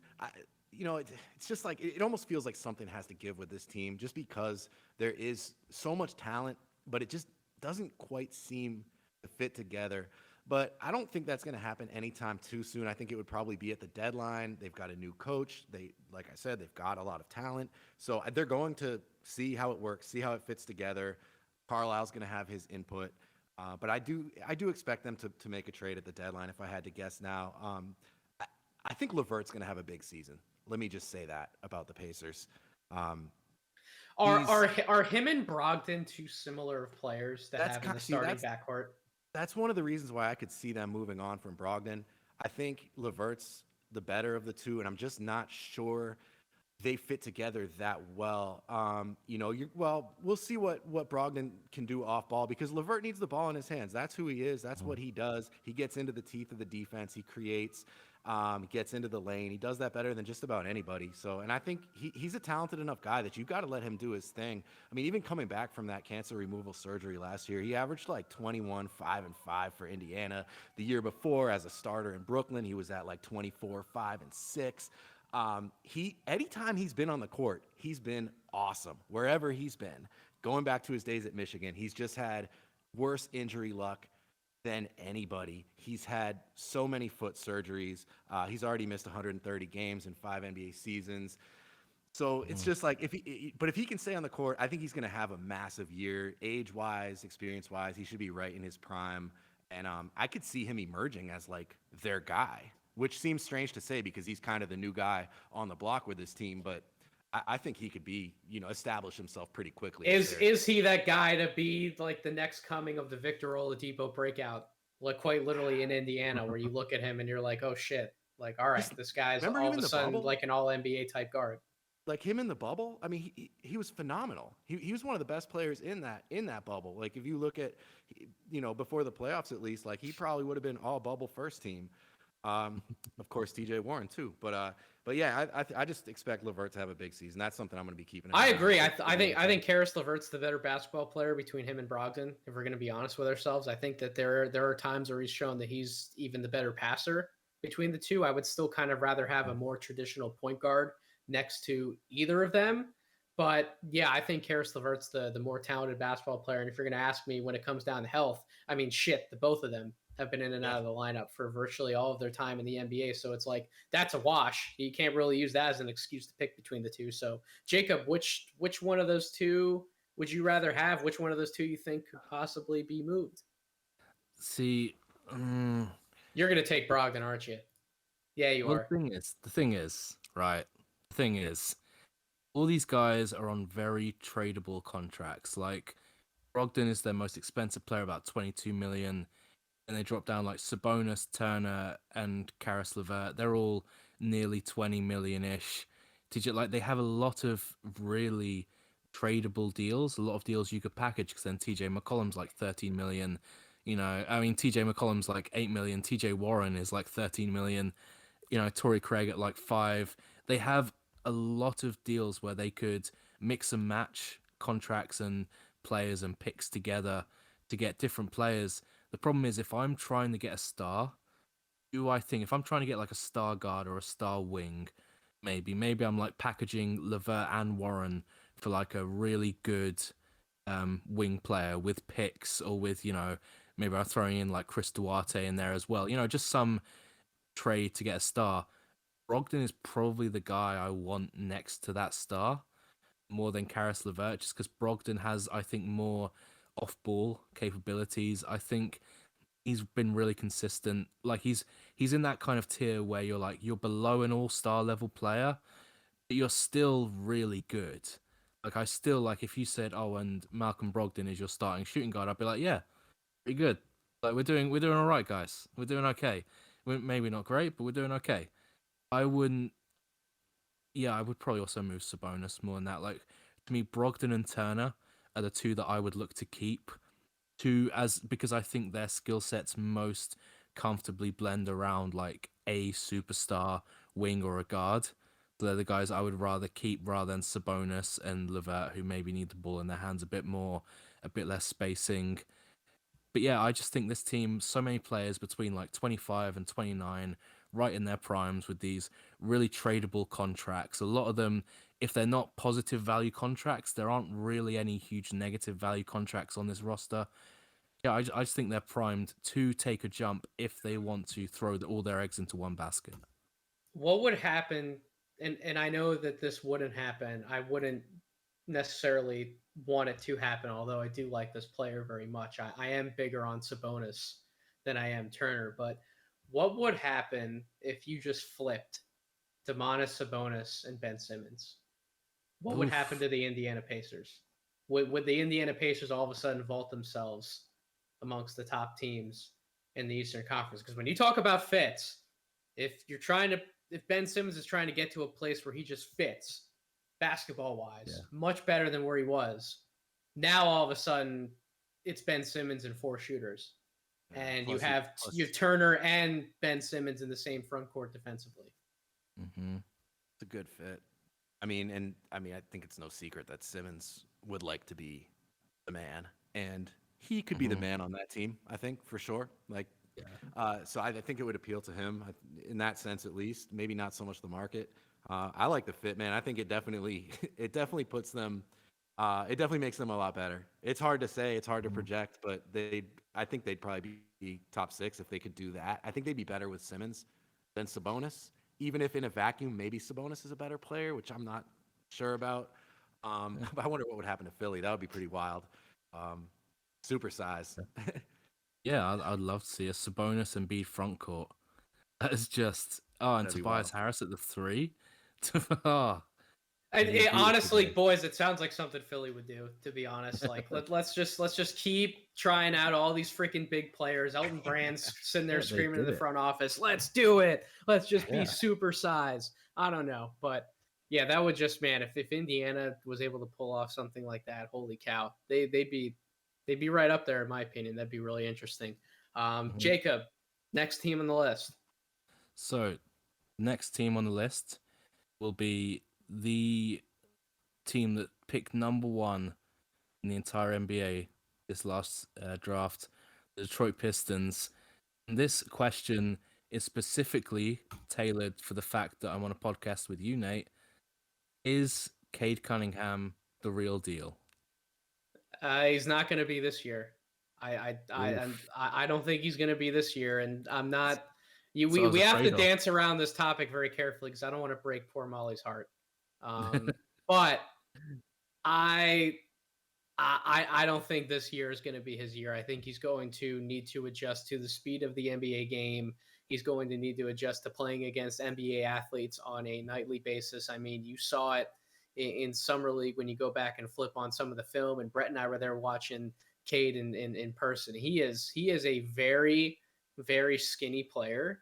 He does not seem like he's going to handle contact in the NBA particularly well. He's a little bit of a step slow. He doesn't exactly get by people very easily. I think he's going to have a lot of learning to do in terms of getting a little more craftier with his handle, and then in turn putting a little bit more bulk on his body, similar to like a Luka Doncic, for example, where Luka's not the quickest of guys, but he just knows how to manipulate a defense. He knows how to at least get a half a step on somebody, and then he's just so big that if he gets a guy on his hip, like that guy's not getting around him, and in turn inhibiting Luka from doing what he wants to do on the court. Cade needs to figure out how to do some of that stuff before he's going to really take a jump in the NBA. Now, I will say this. Cade's jump shot, I think, is ready for the NBA, and that was his biggest question mark coming into the college season last year, was how good of a shooter is Cade Cunningham? He answered all of those questions. In Summer League, he was pouring in 3 after 3 when he was playing with that Pistons team. So I do think the jump shot's ready. He's going to be a reliable floor spacer. He can make good decisions with the basketball. I'm incredibly intrigued by his defensive versatility. I think he can guard 2 through 4 in time, but like I said, because of some of the physical attributes, that's going to be a work in progress. But I don't see him being this amazing rookie who's going to average like 25 and 5, like Tyreek Evans did years ago for the Kings, for example. Like I don't see him having that level of statistical output. If I had to guess a stat line for him, probably like, I don't know, 15 points, like 4 rebounds, 3 assists, something like that would be what I'd guess. Maybe the assists can take a significant jump if some of the guys around him are making more shots than I'm projecting. But I think it's going to be a relatively quiet rookie year for Cade Cunningham. And then I think as he gets more used to the NBA game, gets more used to NBA level training, he gets the right not conditioning, but the right strength program in place for him going into next offseason. I think year 2 is when he really takes a significant jump in the NBA, and the Pistons get right back into the playoff conversation. What about you, Brett? I could see the Tyreek Evans numbers. You can? Yeah, I could see 25 and 5. And man, I agree. Like we definitely talked about this at Summer League. Like he did look skinny. He was a little skinnier than I expected him to be. The shooting was very impressive. I was at the game where he had 24 and I think 7 3-pointers against the Knicks. His shot looked beautiful. It looked confident. I think he's going to end up being one of the best shooters in this draft class, both ultimately and even as a rookie, behind maybe a couple guys like Moody or Kispert and maybe Grimes and a couple guys like that. But I mean, he's going to be up there. I think he's one of the better shooters in this draft, and that was not a knock on him necessarily, but it wasn't really recognized as a strength, certainly coming out of high school. And I think he's developed that to where he's already a plus shooter for sure from deep. And who knows? I think the sky's the limit in that respect. And if he could become a 40% 3-point shooter sooner than later, I think that does make up for some of the deficiencies he might have related to a lack of strength. But I just think he's much like Jalen Suggs, just a natural leader, just a guy that's going to be an absolutely positive presence on the court at all times. And I do think he's going to put up some pretty nice numbers. And I think Detroit's going to be a little bit better than people think. I mean, certainly in the bottom 5 in the East, bottom 4 in the East, I'd say. I don't even think they have a shot at the play-in, but they could be the best of that bottom non-play-in bunch. I'm pretty high on Cade. I think he's probably my pick to win Rookie of the Year. Yeah. Jacob, are you about to serenade Molly with your take on Cade? Or See, I'm not so sure about. I do think one thing you might be underestimating with Cade is how. I mean, you guys both pointed out how good a shooter he is. That's something that stats have been screaming out for since he entered college. Just how good a shooter he is. How all his indicators suggest that he could be a legitimate like volume threat from behind the line.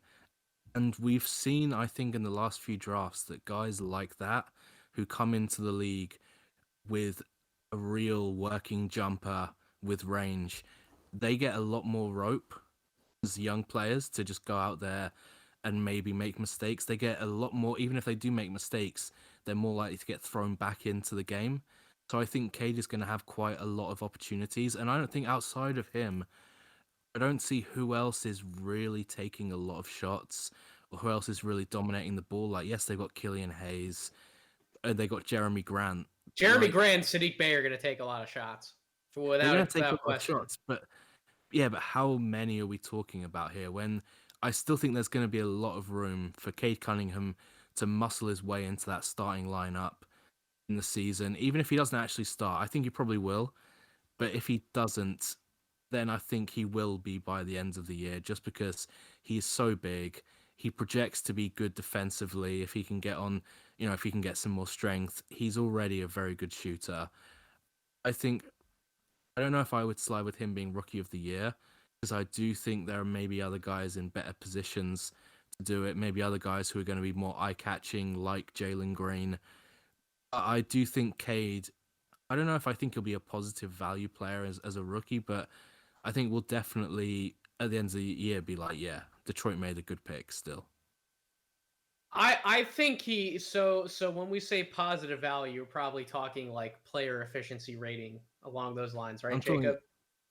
I'm talking, yeah, kind of more like kind of plus minus in the sense that, Okay. if -2 is like a replacement level player, like he'll be adding points to the team. Like the team will be better with him on the floor than with him. I mean, that should be a given, but like he'll add positive value to this team. Yeah, I think he's probably going to be, as far as PER at least is concerned, I think he's probably going to be around slightly under league average. So he'll be in like that 13 to 14 range, which is actually really good for a rookie. Like you see a lot of rookies generally come in anywhere between 12 and, you have some of them that come in at around 9 or 8 PER, which is bad, but it's also to technically be expected. They're a rookie, right? If you're a rookie and you're averaging 13 or 14, or you are above league average as far as PER is concerned, that means you're doing a damn good job in your rookie season. And I see Cade right there. I just don't think the counting numbers are going to necessarily blow us away, which is why I agree. I wouldn't necessarily give him the edge in the rookie of the year conversation. I would give that to Mr. Jalen Green down in Houston. But yeah, that's a fine choice also, man. I think it will probably come down to those two. I guess the last thing I'll say about this is my question is just how it's going to look between him and Killian Hayes. I think, you have to expect they're going to be sharing the floor quite a bit. And just as far as just the on-ball, off-ball shares between those two, I wonder how that ends up shaking out. They were fun to watch at moments during Summer League. They ran some really fun two-man actions between the two of them. And but I'm just curious to see how it will fit together. I mean, I think obviously I like Cade more off ball now just because of his shooting ability, but at the same time, I think so much of his value comes from what he can do with the ball. So that's on paper, it might not be an ideal fit, but that's going to be one of the big things to watch for this coming season for sure, because they both are very promising young players. Even Killian, like I think, I don't think anybody should be giving up on that kid at this point. So Cade is a good leader in the locker room. He is a good communicator, but what is inside of Cade Cunningham for him to kind of just get angry a little bit at points throughout the season? We'll find this out to where he looks right at Killian Hayes and says, yo, dude, stop taking like 4 fucking step back threes over the course of the game and just bricking all of them. Because like if you are going to put the ball in Killian Hayes' hands more, Cade's not that assertive type scorer that's going to be like over there, like coming off of a screen or something and like clapping his hands like 5 times, like, yo, like I'm open, like get me the ball for a shot. Like he's one of those guys that if he doesn't have the ball in his hands, he can be a little more passive on the court. And if you're going to let Killian Hayes just dance with the basketball and the result is brick step back jump shot. Like I can't imagine that bodes well for Cade's development either. So yes, I do think the two of them can share the court together because they can both dribble, pass, and shoot. But at what level of responsibility do you want to split? What level of responsibility do you want to split between the two of those players? And will Cade step up at points throughout the year when he kind of has to take over for a better result for the team versus, some of the things that Killian does that inhibits the team from having success? Yeah, I think those are some of the biggest questions with this team this year, because obviously that backcourt is a huge part of your future. At least that's it's dynamic. It can be very dynamic. I do like it's the exciting. fit, but how do they actually fit together? We'll find out. Jacob, who's next, buddy? Next up, the Cleveland Cavaliers. No introduction, just they don't really deserve one at this point. We'll see how they do it this year. We'll see how they do. My question is regarding this team: is Sexland the starting backcourt for this team at the end of the year? So, will they make a trade for will they trade one of Sexton or Garland or both? I don't know. So I've warmed up to the 76ers trade package that throws Ben Simmons to the Cleveland Cavaliers, and the Cavaliers give up Sexton, Okoro, and multiple draft picks. I actually have warmed up to that package because I think that Okoro and said draft assets, along with some of Philly's other draft assets, can then be flipped for another high contributor type of player. And then you bring in Sexton, who he can either be one of your starting guards, or he can be your first guard off the bench and just provide you immediate scoring value off the bench. I don't know.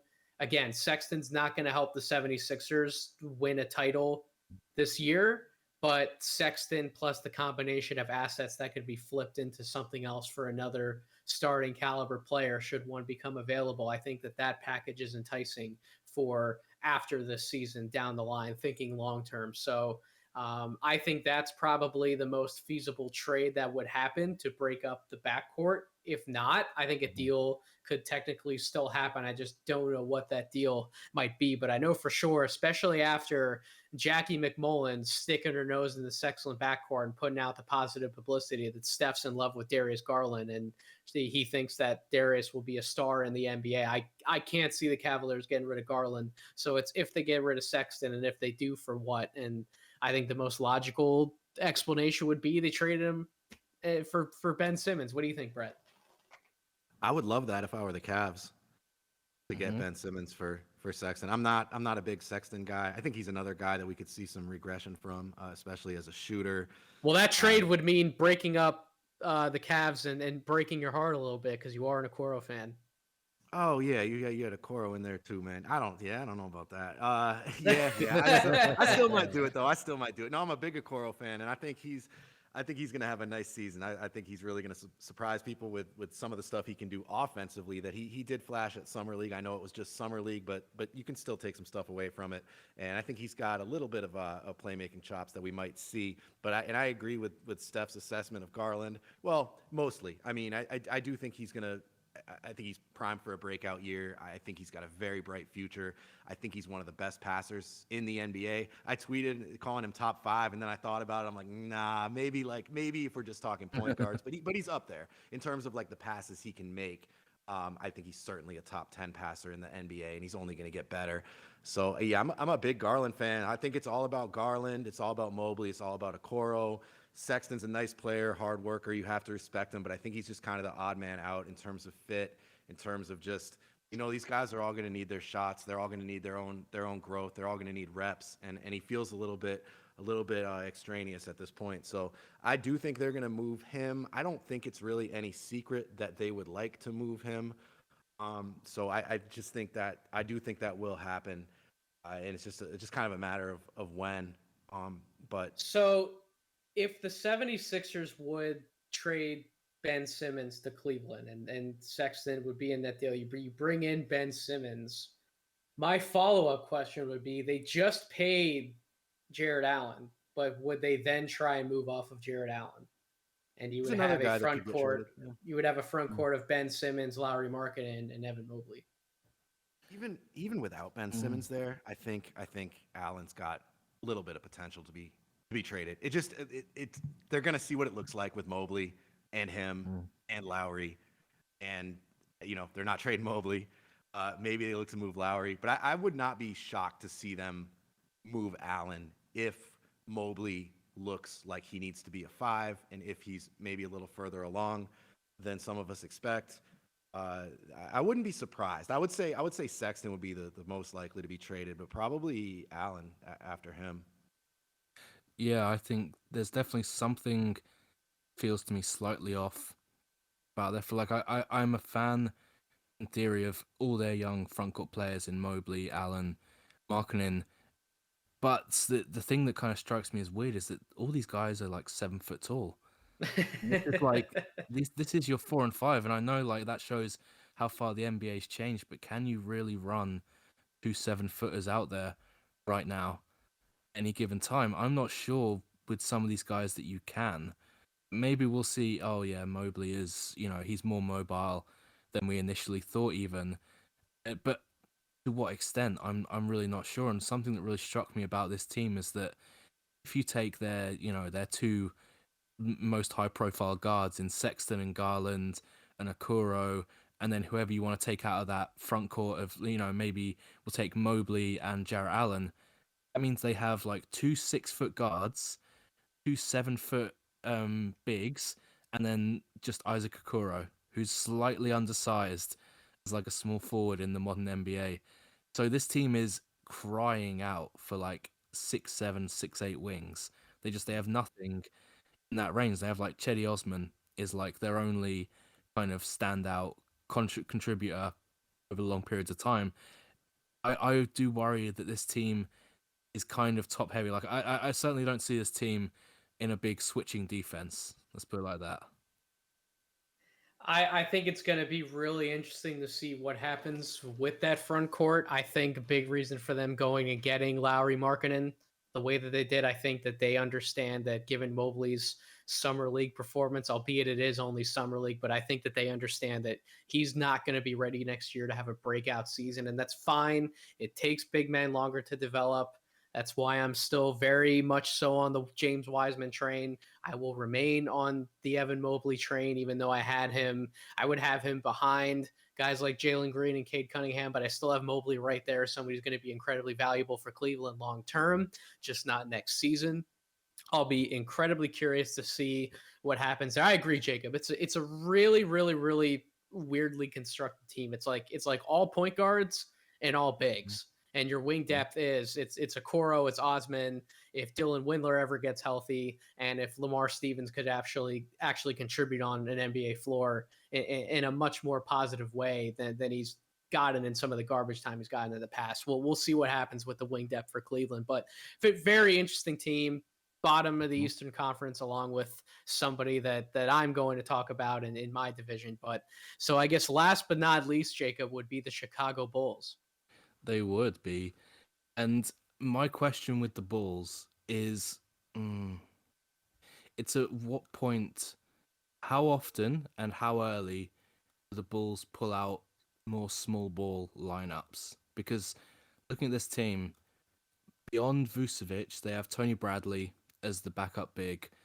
Neither of those guys, between those guys, I don't think there's 48 NBA minutes. Like, I just to put it bluntly, there's not. Like, I don't want Vucevic playing 32 minutes. I don't want Bradley playing anywhere close to 16 minutes. Like, I just don't want that. So at what point do you start thinking, right, are we going to play Caruso, Lonzo, Levine, Rosen, and Patrick Williams as like for long stretches of time just because we don't have any center rotation depth? We don't even have power forward depth. You got like Tyler Cook as like backup power forwards, like maybe Derek Jones Jr. Man, Derek Jones Jr. He is. Shout out to Brett. Like, Brett's got to have words about that man. Like at what point is he your starting? Not your starting center, but is he playing 6 minutes of center in the third quarter? Like there comes a point something has got to give with this team, because I do like guard depth. Ultimately, in like Caruso, Lonzo, Zach LaVine, Kobe White, they got some nice players. They got some, Patrick Williams. I'm very high on.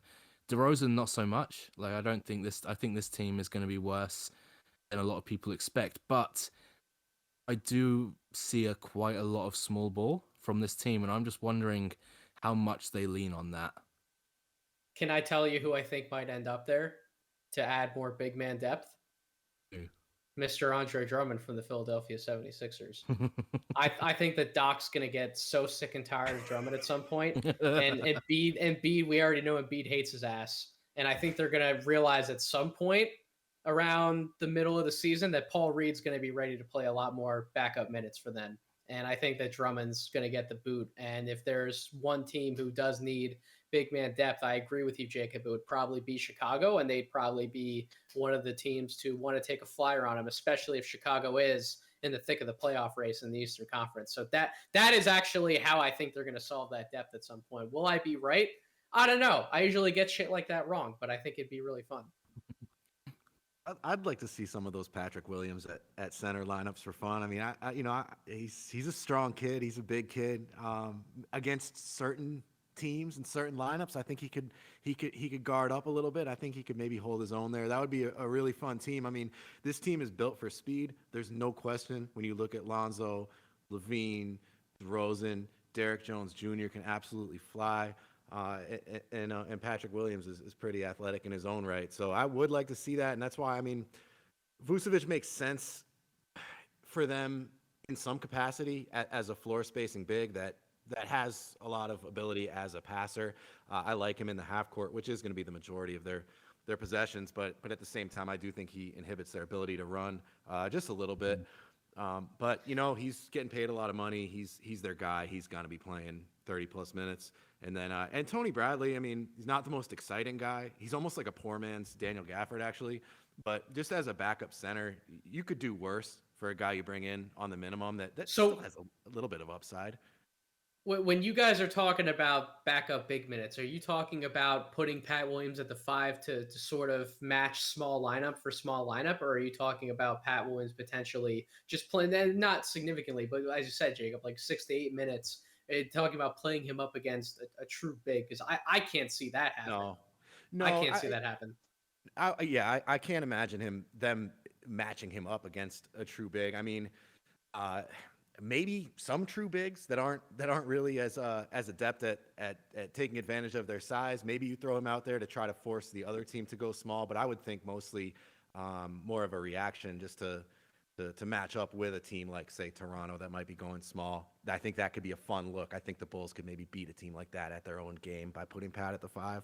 But it would be pretty limited. But it would be some fun lineups for sure. See, I think the NBA is starting to come around. I think we're seeing more and more, especially in playoff series, where with like Brooklyn last year, where they wouldn't run.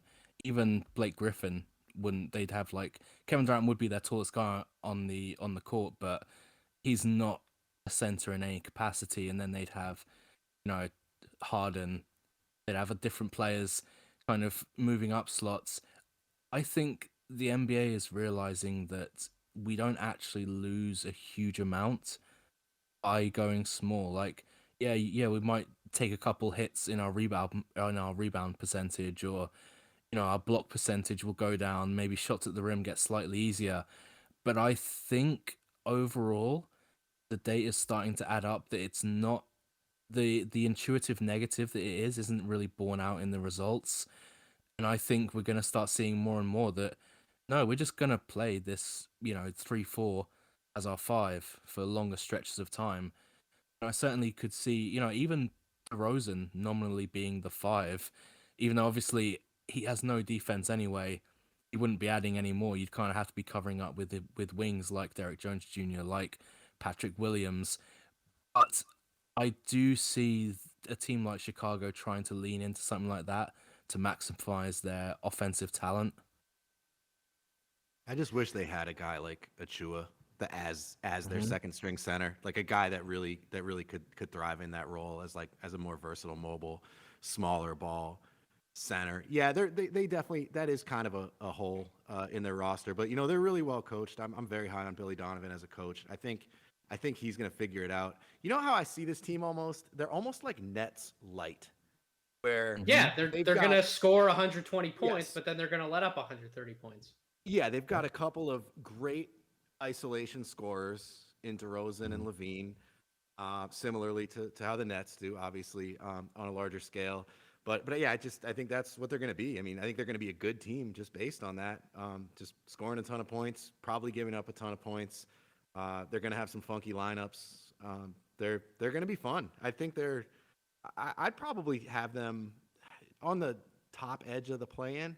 Like 6 or 7 maybe in the East. But I think they're gonna be good. But they're not without their flaws. That's for sure. No, that's exactly what I said about them last season, Brett, at the deadline when they made that move for Vooch. I was like, okay, so they're looking to Zach LaVine and Vooch to pretty much be their 1-2 combo that's going to pour in a ton of points, but there will be zero defense. And I mean, at the time, you were looking at, in the ideal situation if Kobe White wasn't hurt, you're talking about Kobe White, Zach LaVine, Pat Williams would be the 3, and then they had Thad Young at the 4, and then Vooch at the 5. Like, where's the defense in that lineup other than Pat Williams? And it's the same thing. Now you just basically swap out Thad Young for DeRozan, and then sure, you have Lonzo Ball in there, but if Lonzo Ball doesn't take a step forward again defensively like how he was when he first got to New Orleans or when he was with the Lakers, if it's the Lonzo Ball and defense that we got last year, then yeah, again, you're looking around the lineup. Where the hell is the defense? It's like only Pat Williams because DeMar's not going to guard anybody. Levine tries so hard to be good defensively. But it's just he'll even when he contests shots, it's just for whatever reason his matchup just makes everything contested or not. And I kind of feel bad for the guys sometimes when I'm flipping on the film. But like, yeah, Vooch, everything with him not being able to protect the rim, but also being a liability, especially or playing like drop coverage, etc. Problems with any big man in the modern day. Like, yeah, this team is going to play almost no defense. And it's we'll see how they're going to win a lot of games, Brett. I agree. They're going to win a lot of games. They're going to be in the playoffs, but whether they can actually win in the first round, I have no idea. Yeah, it's going to be all drop, and when you're playing drop, like you want the guy to at least be able to protect the rim. And Vucevic, I mean, he can do that in some capacity, but not really. It's just there's almost no path to them being like an above average defense. Like even in my wildest imagination, I can't really see that. I like the Lonzo Caruso duo a lot.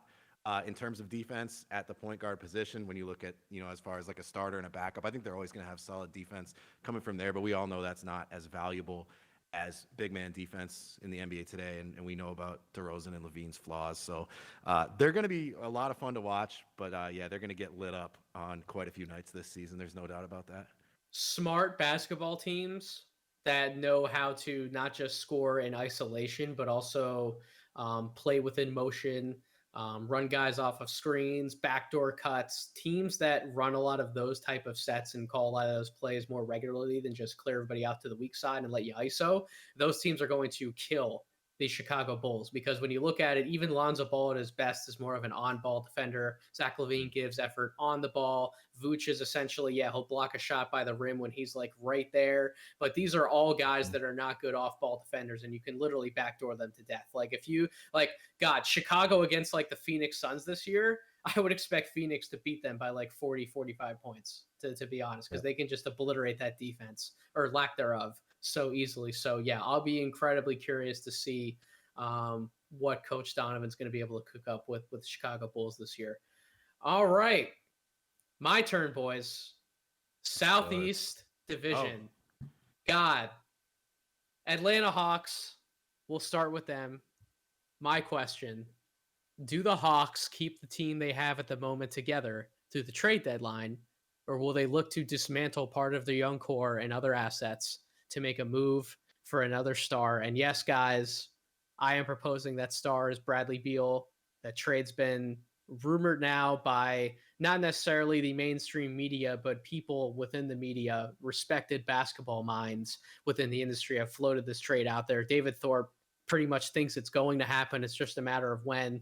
I'm kind of on board with him. I mean, you figure, so Trae Young, John Collins, Clint Capella, and Bogdan Bogdanovic, that's your core, right? And then you have DeAndre Hunter, who could technically be part of that core, but he's also a really intriguing trade chip depending on what they actually have to do to get the deal done.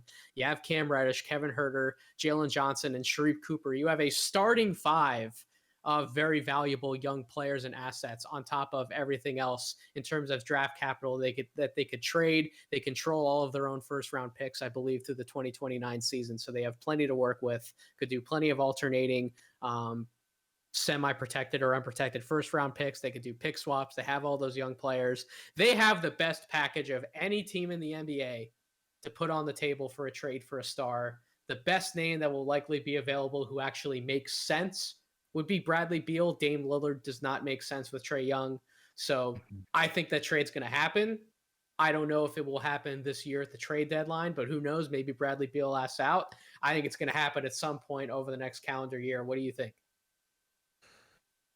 I can see it, but at the same time, I think it's a trade where the Atlanta Hawks are in a pretty good position right now, no matter what. Like you laid out there, this team goes, 8, 9, 10 deep in quality NBA players, and a lot of them under 25. Some of them still on their, most of them still on their rookie contracts actually. So I can see it, and then they have a lot of very tradable contracts in, like you mentioned, like a Bogdan at like 18 million, or Gallinari is the one. I think what is he Yeah. like 20 million or something like that. He's the guy you got to Yeah. throw in if you need the money to work. Yeah, but at the same time, I think he's a bit more negative value on that 20 million that maybe you're having to throw in more than you want. I'm not sure.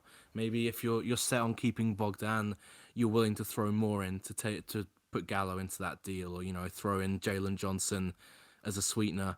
Like, I totally buy it because like you laid out there aren't many teams in better positions to make trade packages for superstars than the Atlanta Hawks are outside, their depth, their young players, like we said, still on rookie contracts like Cam Reddish, Hunter, Okongwu, Kevin Huerter, John Collins just on a very tradable contract and still a very good player in the NBA.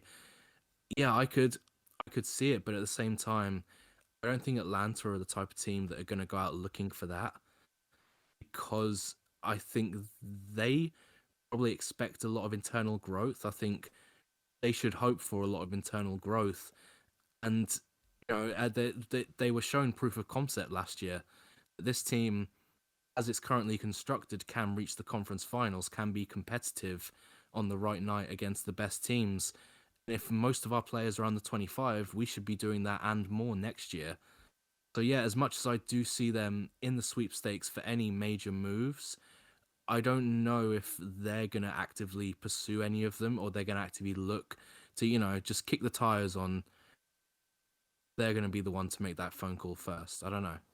So before I kick it over to Brett, because he will be able to speak to the point I'm about to make because he is a Boston Celtics fan. But so number one, they have a lot of these young guys. Those young guys are going to have to be paid. As you said, Jacob, a lot of them are still on the rookie contracts, but they're nearing the end of pretty much the end of the rookie contracts. They can only pay so many guys top dollar extensions. But again, they have all those guys, and then they still have all of the draft assets, and they don't have as mega of a war chest as the Boston Celtics did at one point. But the Boston Celtics played the waiting game with a lot of their assets. And what did they end up getting from it? Really not a lot when you look at it in retrospect. So Atlanta, at some point, they kind of got to push the chips into the table and say, well, we don't want to end up in a similar position to how a team like Boston did, for example, where Boston's a really good team in the Eastern Conference, but had Danny Ainge maybe made a move or two sooner and was willing to give up a little more at different points, maybe they could have been a lot better than even what they are right now. And I think that Atlanta has such a bright future if they make a move for like a Bradley Beal. I mean, then we're talking about vaulting them into the title conversation. I might actually make Atlanta the favorites if that happened, depending on how many players were in the trade, but I might make them the favorites in the Eastern Conference, even over Brooklyn, if something like that happened. But what are your thoughts about some of those points, Brendan, speaking to it from the Boston perspective? I mean, speaking of Boston, what about Jaylen Brown for John Collins? Like, Jalen's from Marietta, I believe. I don't know. I just think no matter who you're going after, okay, say it's Beal. I think I think the Wizards would want Collins. I think that's how that deal would have to go down. I don't think you could really give up any less than John Collins if you give up Collins, I'm not giving up Hunter. Then I'm keeping DeAndre Hunter. That's how that negotiation is going to work. And Brad, if I'm going to be perfectly honest, I might rather throw Collins in the deal than DeAndre Hunter. If you give me the choice. That's fair. And I mean, when you're looking at making the money work, Collins could get you pretty close. I think that's how it would have to look. He feels a little redundant. I think even in this last playoff run, I think he had 4 or 5 just single digit games, maybe like a 0-point game, a 2-point game. Like he just had games where he disappears, where he's just not involved. And I think that's why there was some hesitation in extending him. It's just like, there's some redundancy with him and Capella. Obviously, he can do some more, but just as far as like the vertical spacing that he provides, like Capella can do a lot of that. And I do think DeAndre Hunter could play some small ball 4. I think Cam Reddish maybe could play some small ball 4. I don't know. But at the same time, like they're a pretty damn well constructed team when you look at their roster from top to bottom. And if they're rolling, it's like if it ain't broke, don't fix it. But if Bradley Beal is available, if it's made clear that he's available in trade, I agree with you. They can offer more than just about anybody, whether that's whatever the configuration is. They've obviously got the pieces. I think they've got more good players than just about any team in the NBA. It would be hard to turn that down, but I don't think they're going to be in a hurry to break this team up because they've got it all. They've got everything you could want on a team. You've got these 2 young 3-and-D wings in Hunter and Reddish. I think Reddish is going to have a real nice bounce back year. You've got the bigs and Capella and Collins. You've got Trae Young. You've got Bogey. You've got Herter. You've got Gallo. You've got Lou Williams. You've got Okongwu, like the rookies, Cooper and Johnson. Like they are absolutely loaded from top to bottom. And I'll tell you what, we recorded our over-unders podcast 2 or 3 weeks ago. And I picked the under on the Hawks. I forget what the number was, but I picked the under. And no matter what it was, I already feel like an idiot for doing that because I'm increasingly optimistic about their outlook this season. So it's like, as far as the trade, I don't think they're going to be looking to make one. But if Beal is like totally available, or someone like Jaylen Brown, who I've always thought that would be an interesting trade for them to make as well. Maybe if the right guy's out there, they look to do it. The Miami Heat are next on my list. Do the Miami Heat have enough depth to contend for the title? When we talk about depth, we brought up the concerns that we might possibly have with Milwaukee, although I think they have a very solid 8-man rotation that I think will do them well come playoff time. But I don't know if the Miami Heat even have 8 guys. And everyone's wanted to vault them into the title conversation, top 3 team in the Eastern Conference, because they got Kyle Lowry and they stole away PJ Tucker. But guys, so their starting lineup is fantastic, right? If everything works out. Lowry, Duncan Robinson, Jimmy Butler, PJ Tucker, Bam Adebayo. That's great. That's fantastic. Love it. The bench: Tyler Hero, Markieff Morris, Dwayne Dedmon, Victor Oladipo, KZ Okpala, Max Strus, Omer Yurtseven.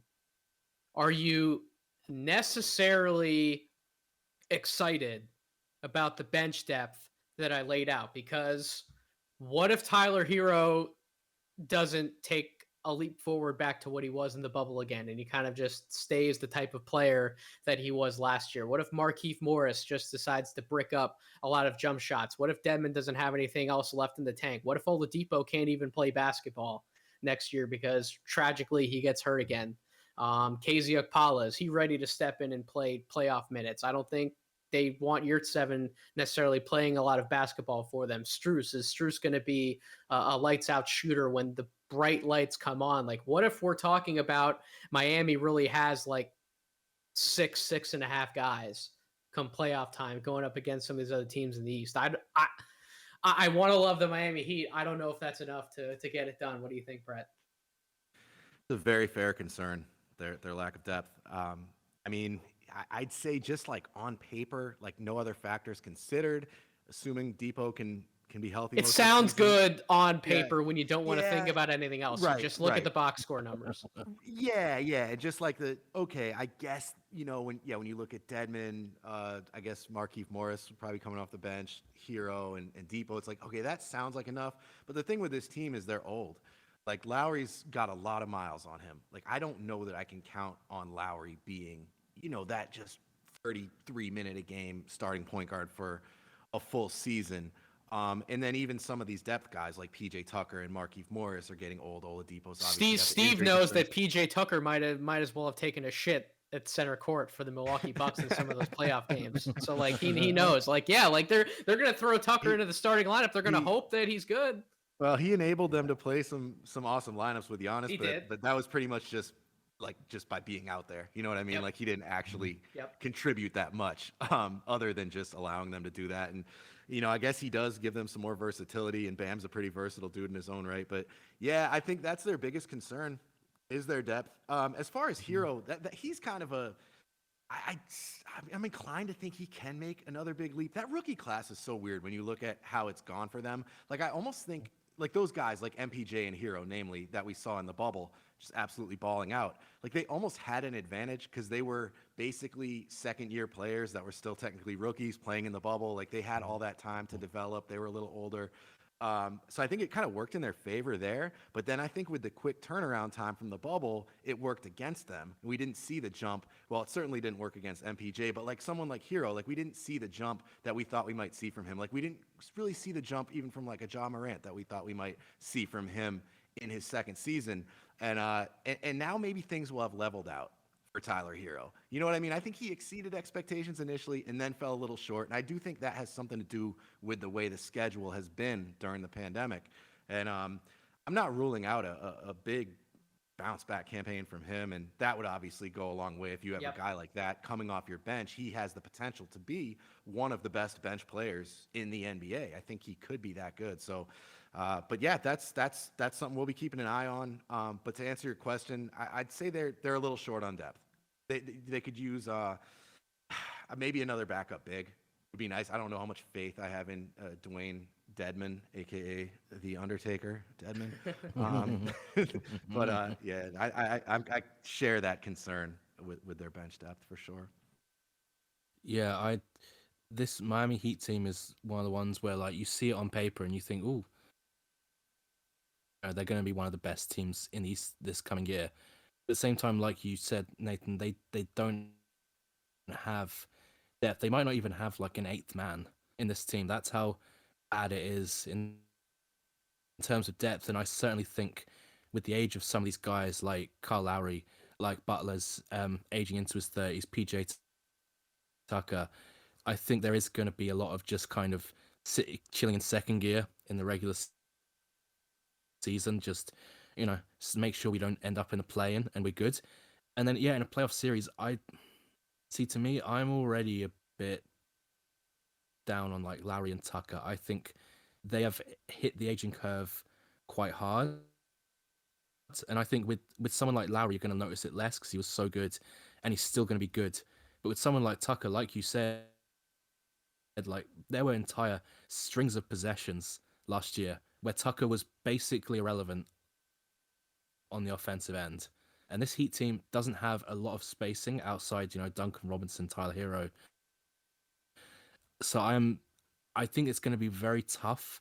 They're going to be a very tough team, but I think it's just going to be quite a quick out against one of the best teams in the league, like a Milwaukee or a Brooklyn, where it's like, oh, Heat are going to beat you up, but they don't have the quality to be a real strong team in the playoffs. Like I say, they don't have the depth to be a real strong playoff team. Like I like a lot of these players. I just don't totally buy them as anything more than that, that throwback rough and tumble playoff team for this year. It's as easy as if their starting lineup is healthy, they could absolutely outperform our expectations. But if just one of those guys gets hurt, they could be like screwed. Like we're losing in the first round screwed. Mm-hmm. And I'm going to be really curious to see what happens with this team. They're going to hit the buyout market incredibly hard. Probably going to look to add maybe even two guys from the buyout market. They'll find ways creatively to create roster spots. But yeah, I can't wait to see what this team looks like come playoff time and to see if our concerns were absolutely valid. So speaking of a team that we've technically already touched on, the Washington Wizards. Are the Wizards better than a play-in team in the East? Are they potentially a contender for a top 6 seed in the Eastern Conference? And the reason why I say that, to the exact opposite of Miami, this team doesn't have as quote unquote banging of a starting lineup, but they have Uh-huh. massive depth. Spencer Dinwiddie, Bradley Beal, Kentavious Caldwell Pope, Rui Hachimura, Thomas Bryant. That's what I would probably project the starting lineup to be. And then on the bench, you have Kyle Kuzma, favorite of Bretnars, Daniel Gafford, Davis Bertans, Denny Avdia, Montrezl Harrell, Aaron Holiday, Raul Neto, Corey Kispert, Isaiah Todd. Like, holy crap. That is an entire team of rotation players. They look like the Memphis Grizzlies of the East. And the Memphis Grizzlies have been a playoff team. And why has that been? Because they have not only the depth, but they have a superstar level talent in John Morant. Well, as of right now, the Wizards have a superstar talent in the forms of Bradley Beal. So is this team A, for sure a play-in team, but B, potentially even better than that? Can they snag like a 6 seed in the Eastern Conference? Jacob, why don't you go first on this one? See, when you first said that, I thought, oh God, Nathan's lost his mind. Bless him, he's gone insane. But now I'm thinking, you know what? That's a Night lot in, of night dudes. out. It's a lot of dudes. When is this team? Even under like really bad injury circumstances, when are they not going to have like 8 or 9 good NBA players they can throw at any game? Even guys resting. My only issue is just all these guys are quite good, but how good are they defensively for a lot of these guys? Like their forward depth, like Hachimura, Kyle Kuzma, Davis Bertans, Montrezl Harrell, like Thomas Bryant, those type of guys. Is there enough defense in that kind of front court depth, in that, that power forward, small forward, center depth? And then the same in the backcourt, like with Beal, who I think everyone can see very clearly that since Beal's kind of taken over the reins and become like a 30-point per game scorer, he doesn't really try that hard defensively. And I don't know if that would change if he has, he can rein back his scoring. I don't know if he wants to rein back his scoring, honestly. I think he kind of likes being that 30-point per game scoring title type of player for the time being. I'm not sure this team has the quality to win enough games to be a top 6 seed, but they will definitely be contending in, every game they play this year. Like just through the depth, just through the fact that we throw our second unit on the floor and it's still like nearly as good as our first unit. But I don't know if their first unit's good enough to start with to really contend in those games. So I don't know, but I do buy kind of overarching thesis that this team can surprise people just through its depth. Yeah, they do have a lot of solid players. When you look at it, when you lay it out like that, Nathan, they are pretty deep. I would say that probably for the entire previous decade, that's a playoff team in the East. But I just think this once again comes down to the East being so deep, being so competitive. And it's like, I think I like Charlotte better than them. Like, I think I like the Bulls better than them. I think I like the Pacers better. Like, I just think they're kind of that odd team out. Like, I don't think they have quite enough. I mean, I guess I'm not sold on Bradley Beal as your best player translating to a lot of wins. I just the nature of his game, the lack of defense that he provides. Like, I don't know that. I don't want to say he's not a winning player, but if he's got that kind of usage on your team, like I just don't know. I think he kind of caps your ceiling a little bit. I liked the John Wall, Brad Beal teams. I liked it when he was kind of the number 2 guy to John Wall. I don't know about Brad Beal as the guy, as good and as talented as he is. I don't know. It's hard to say whether they got better or worse from last season. Obviously, Russ is gone, and they got all the Lakers guys and a couple other guys that you mentioned. They will be getting Thomas Bryant back, and Dinwiddie's a nice piece, although he is coming off an injury. I feel like they're basically about as good as they were last year, but I think the East got a little bit better.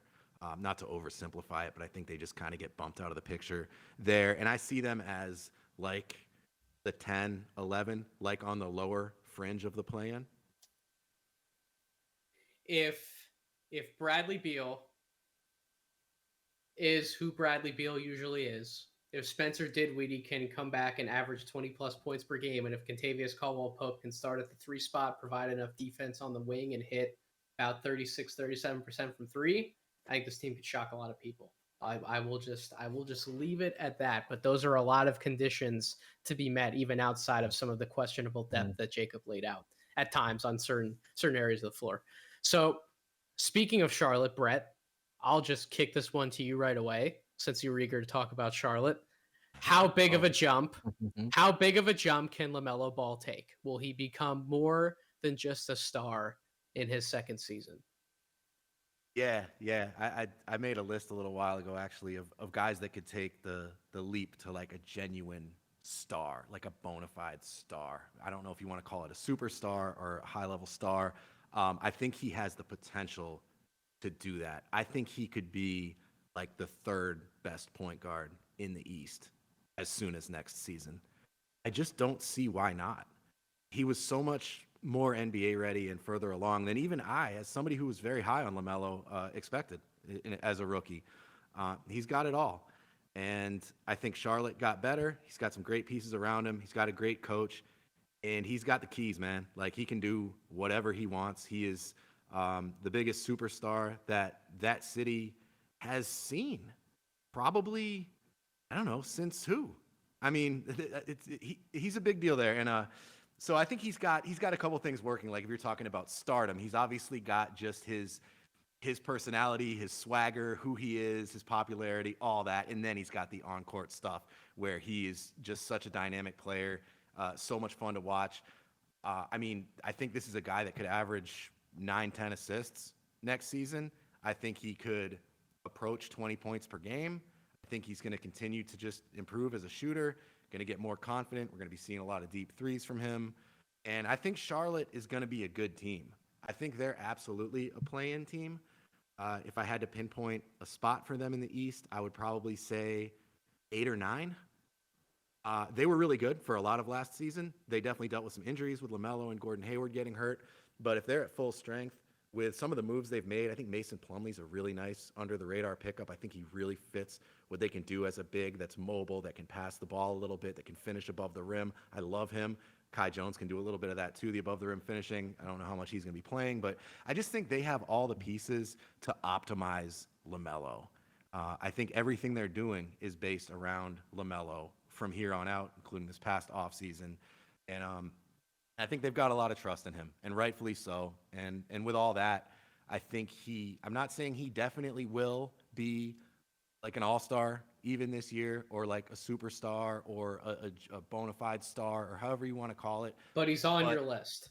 He's on my list of guys that could get there. Guys that if they took a jump, they're a star. There's a couple other guys. They could even argue that his brother's in there, Lonzo. But I think LaMelo, I just think it's going to happen. It's just a matter of if it happens this season or next season. But he's special, and I'm gonna say yes. I think he can make that leap, and it might even be likely. What say you, Jacob? No, I agree. I mean, LaMelo came out last season, and to me, it was very clear that he is by far the best player in this draft. Like, on his day, some people obviously prefer Anthony Edwards, or just because of injuries would have picked Anthony Edwards to be the Rookie of the Year. To me, LaMelo is kind of head and shoulders above them. Like, he just comes in, like Brett said, I wouldn't be shocked. Like, I was just going through the Eastern Conference. Maybe the third best point guard in the East is a bit high, but it's not outrageous to think that he could be.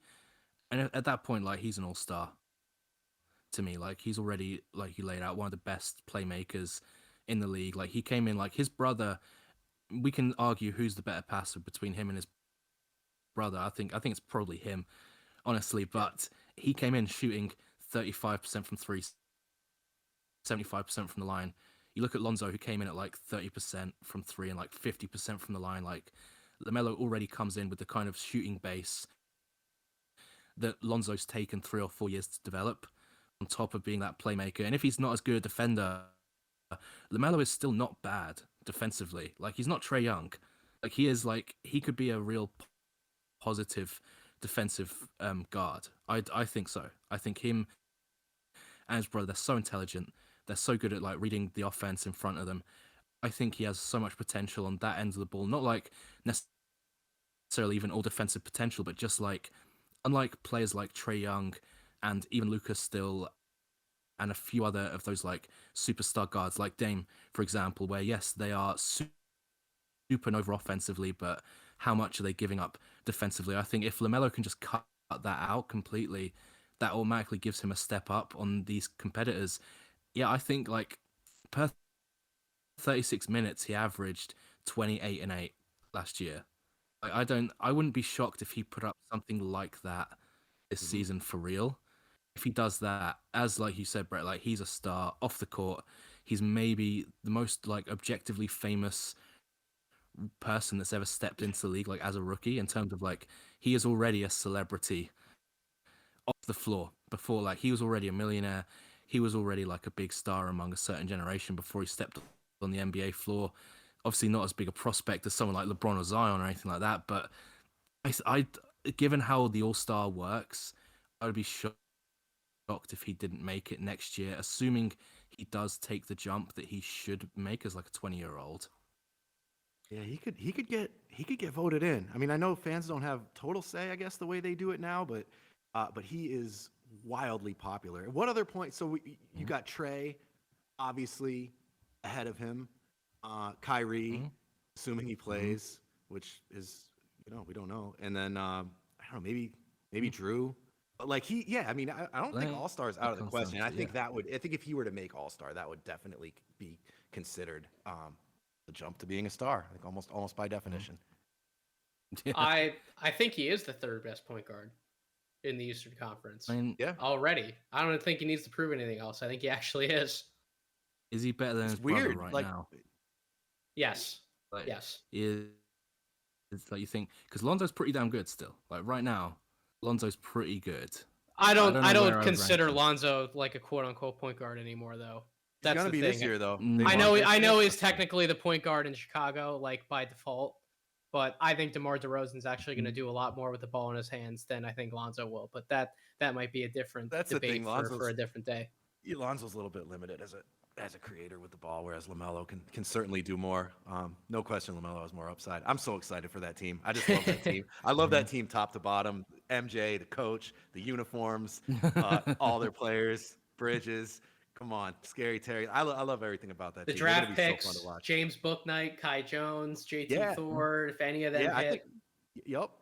They're a fun team, man. They're another league pass darling, no doubt about it. I think they're going to be pretty good. I think they're going to be at least a 500 team this year.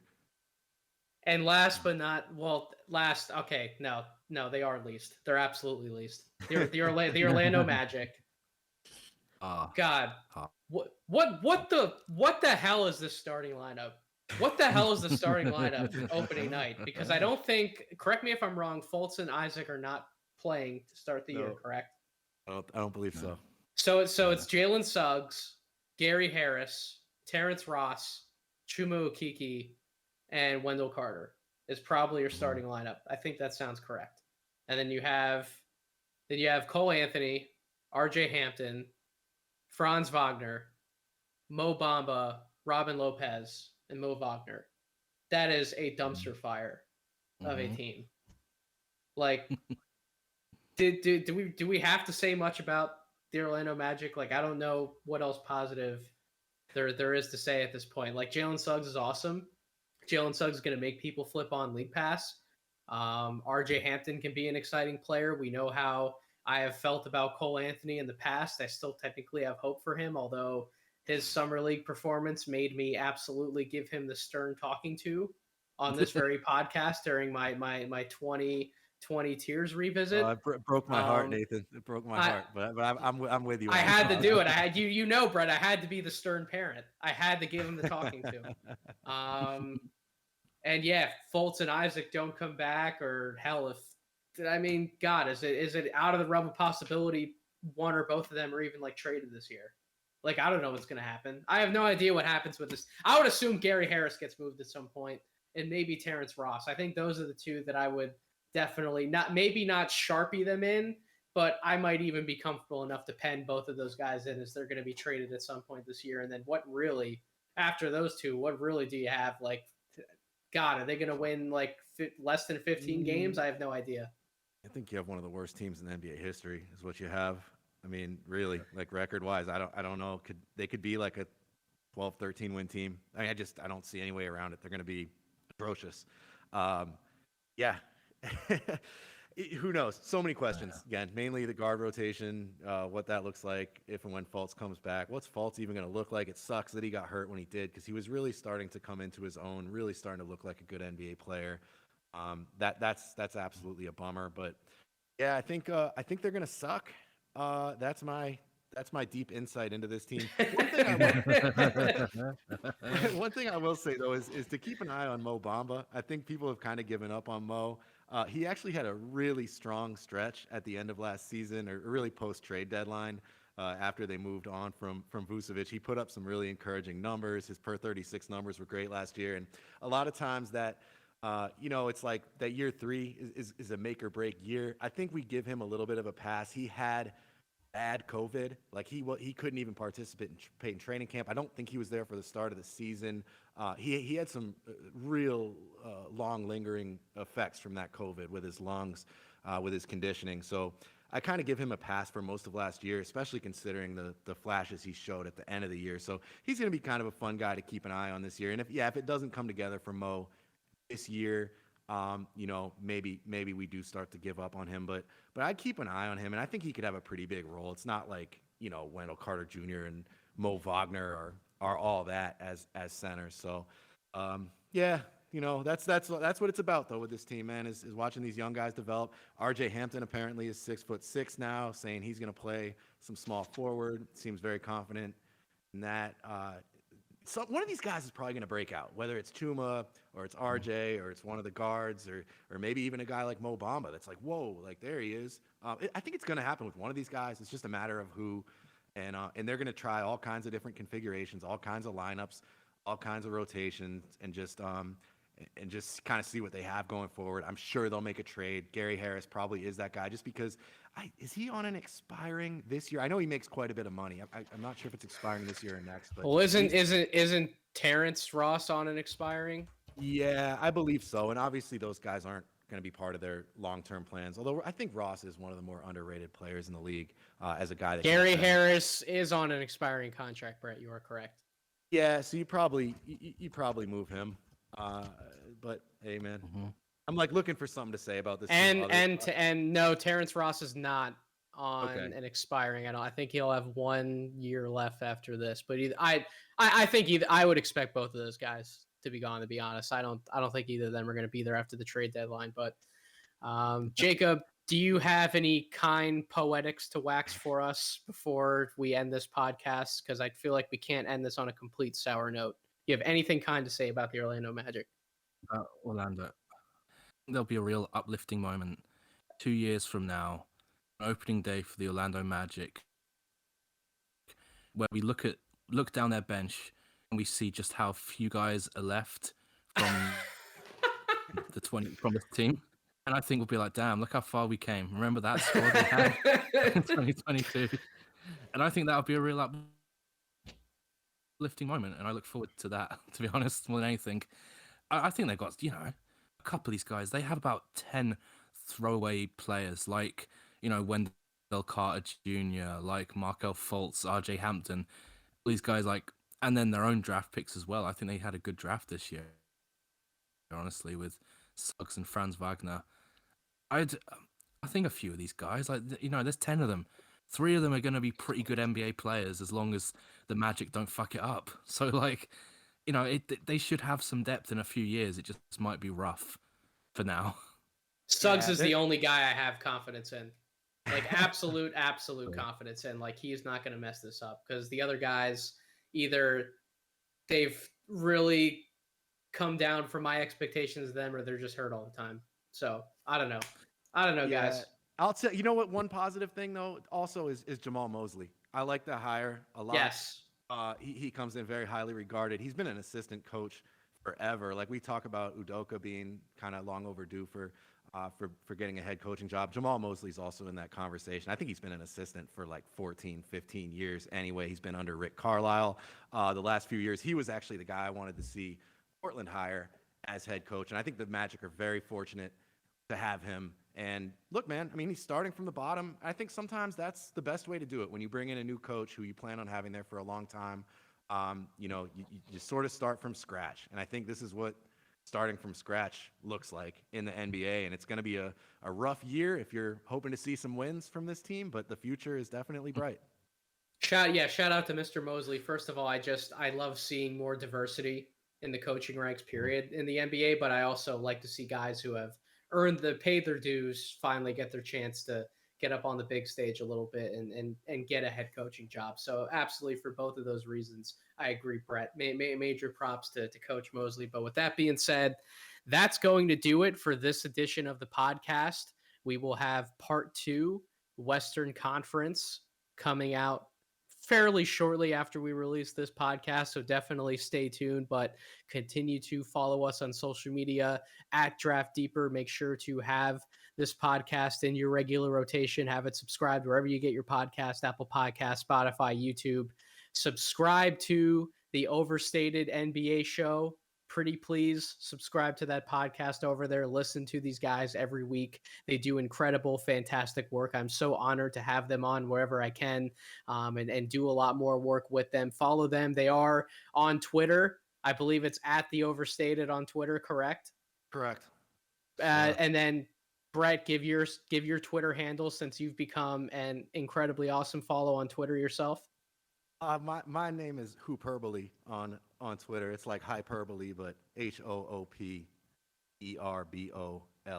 Yeah, I think I spelled that right. So yeah, give me a follow and definitely follow us at the Overstated. We're kind of new to Twitter. We're very new to Twitter, and we're trying to build a little bit of a presence there. And we're going to be sharing some cool stuff for sure. And yeah, appreciate everybody that subscribe to our podcast. And Nathan, thank you so much for having us on, man. It's always an honor, man. Like I always say, you're one of the best in the business. I love all the work you do.